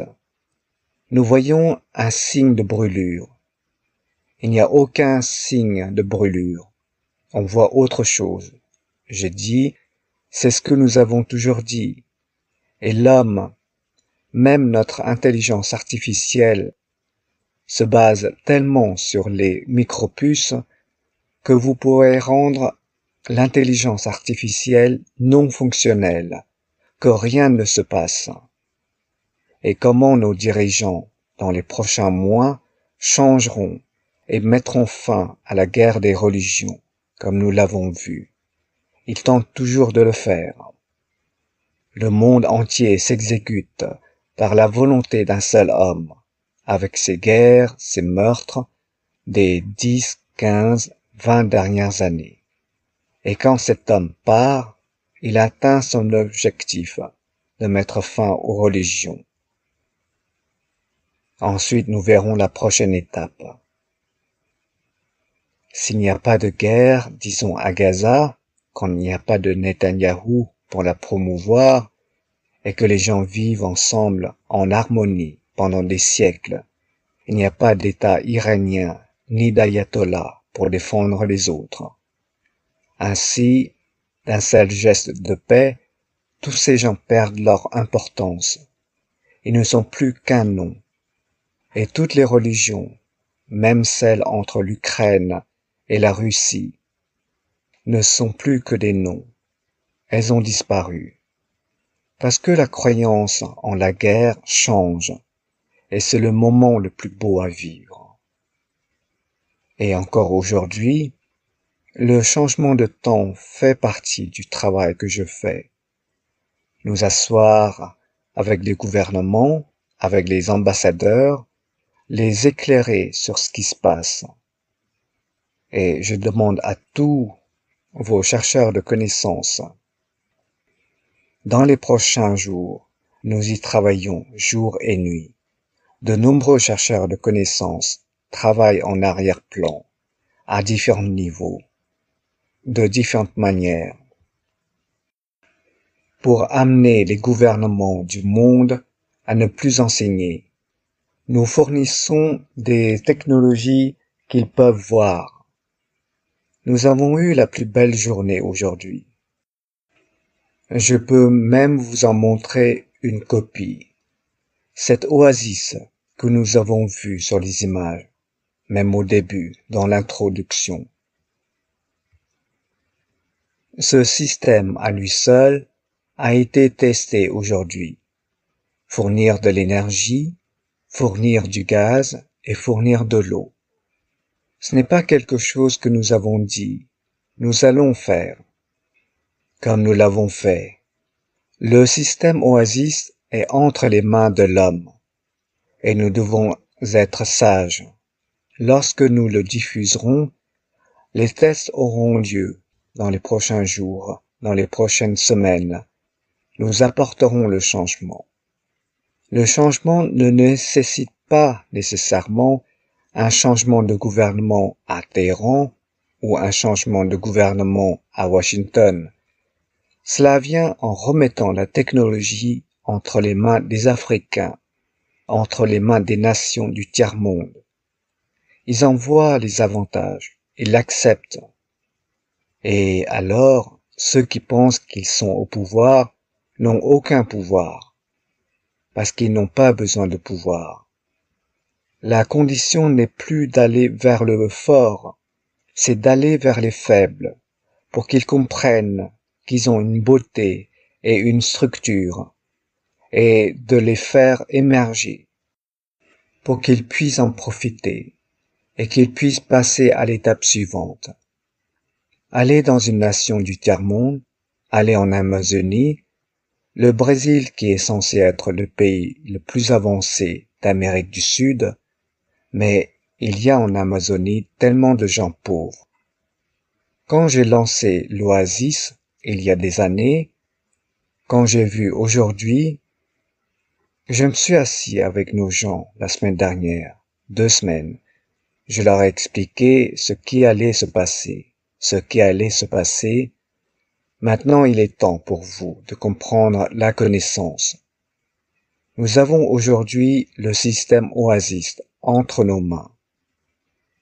L'eau produite, la puissance mesurée, les gaz mesurés. Il y a une chose cachée, que j'ai cachée dans ce système Oasis. Lorsque vous créez le système, à travers lui, vous avez créé de l'énergie. Vous avez créé la condition permettant à l'homme d'élever son âme et de pouvoir devenir l'homme de l'univers, de transmuter et de se transformer. Cette oasis que j'ai donnée, cette oasis qui est entre nos mains, n'est plus pour la physicalité de l'homme. C'est une oasis pour l'universel et il est entre nos mains. Et nous n'avons pas peur d'en parler. Nous n'avons pas peur de le faire, parce que notre équipe a dû mûrir, et elle a été suffisamment mûre au cours des 3-4 dernières semaines, et a travaillé pendant 2-3 mois pour recevoir une si belle technologie. L'oasis n'est pas seulement pour l'eau, l'énergie et le gaz. L'oasis en elle-même, sa structure, est de donner de l'énergie, des champs qui amènent l'homme dans la dimension de l'âme, et de l'autre côté à la dimension de la physicalité. Un jour j'expliquerai à nos chercheurs de connaissances. Ce système, son but, ce n'est pas de créer du gaz à brûler, c'est de créer les champs de plasma qui permettent à l'homme de voyager dans l'étendue de l'univers. Et c'est le système qui est entre nos mains aujourd'hui. Ça a été concrétisé en début d'après-midi. Cela apportera la paix. Et nous devons élever l'âme de ce que nous appelons des dirigeants du monde. Alors que le Conseil universel se connecte à notre âme, comprend notre travail et comprend que le moment est venu. Ils ont fait cet appel et nous y répondons. Merci beaucoup pour aujourd'hui. Je dois aller à une autre réunion. Cela ne se termine jamais. Et j'espère que nous verrons une belle époque de paix et de changement, quels que soient les dirigeants religieux du monde, les dirigeants gouvernementaux et le reste. L'homme n'a jamais eu l'occasion, comme cette année, cette fois-ci, de voir l'établissement de la paix. Mais nous verrons comment nous changeons la fin des guerres des nations. Maintenant nous voyons la fin des guerres de religion. Alors nous pouvons... Ici ce n'est pas clair. Merci beaucoup, Eric. Une question rapide du docteur Kimchi. Quand allons-nous téléporter toutes nos transcriptions dans une intelligence artificielle afin que nous puissions lui poser nos questions quand nous le souhaitons? Nous sommes prêts à le faire avec votre permission. Kesh. Oui, mais pensez-vous quelle est l'essence de la connaissance que je vous donne la bonne réponse? J'ai écouté une de ces intelligences artificielles très récemment et elle continue de parler, je pense, du nickel au lieu du cuivre. Rick. Ah oui. C'était de combiner votre technologie et de la comparer à une autre. Et c'est un peu le fouillis. Kesh. Ça a été un fouillis, oui. Donc, elle n'a pas d'âme pour vous répondre en matière de connaissances. Mais si vous aimez écouter des contes de fées, vous êtes les bienvenus. Eric. Eh bien, je peux parfois distiller l'essence de quelque chose et ça donne d'excellentes réponses. Quand elle distille l'essence de vos livres, par exemple, elle semble réellement comprendre de quoi vous parlez. Mais bon, je vous laisse régler ça avec le docteur Kimchi. Kesh. Merci beaucoup. Merci. À la prochaine fois. Au revoir. Rick. Ok, je prends mes écrans ici. Ok, merci à tous d'avoir été là pour le 574e Atelier des chercheurs de connaissances. Ici le jeudi 23 janvier 2025. Nous devrions être de retour la semaine prochaine, au même endroit, mais probablement à l'heure plus tôt, à 9 heures plutôt qu'à 18 heures. Mais nous verrons ce que M. Kesh dira à ce moment-là. Notre prochain atelier d'enseignement public, laissez-moi voir le calendrier, sera Une planète, une nation, une race pour la justice et la paix mondiale, le mardi 28 janvier, déjà. Et ça commencera à 16 heures, heure d'Europe centrale, avec les membres du Conseil universel qui a parlé dans cette annonce précédente. Ok, je pense que c'est tout pour l'instant. Merci encore à tous d'avoir été là aujourd'hui. Oh, l'image de l'écran est de Jedi Simon. C'était une nouvelle série d'images pour moi, de travailler avec. Merci beaucoup, Jedi. Fin de l'atelier 574.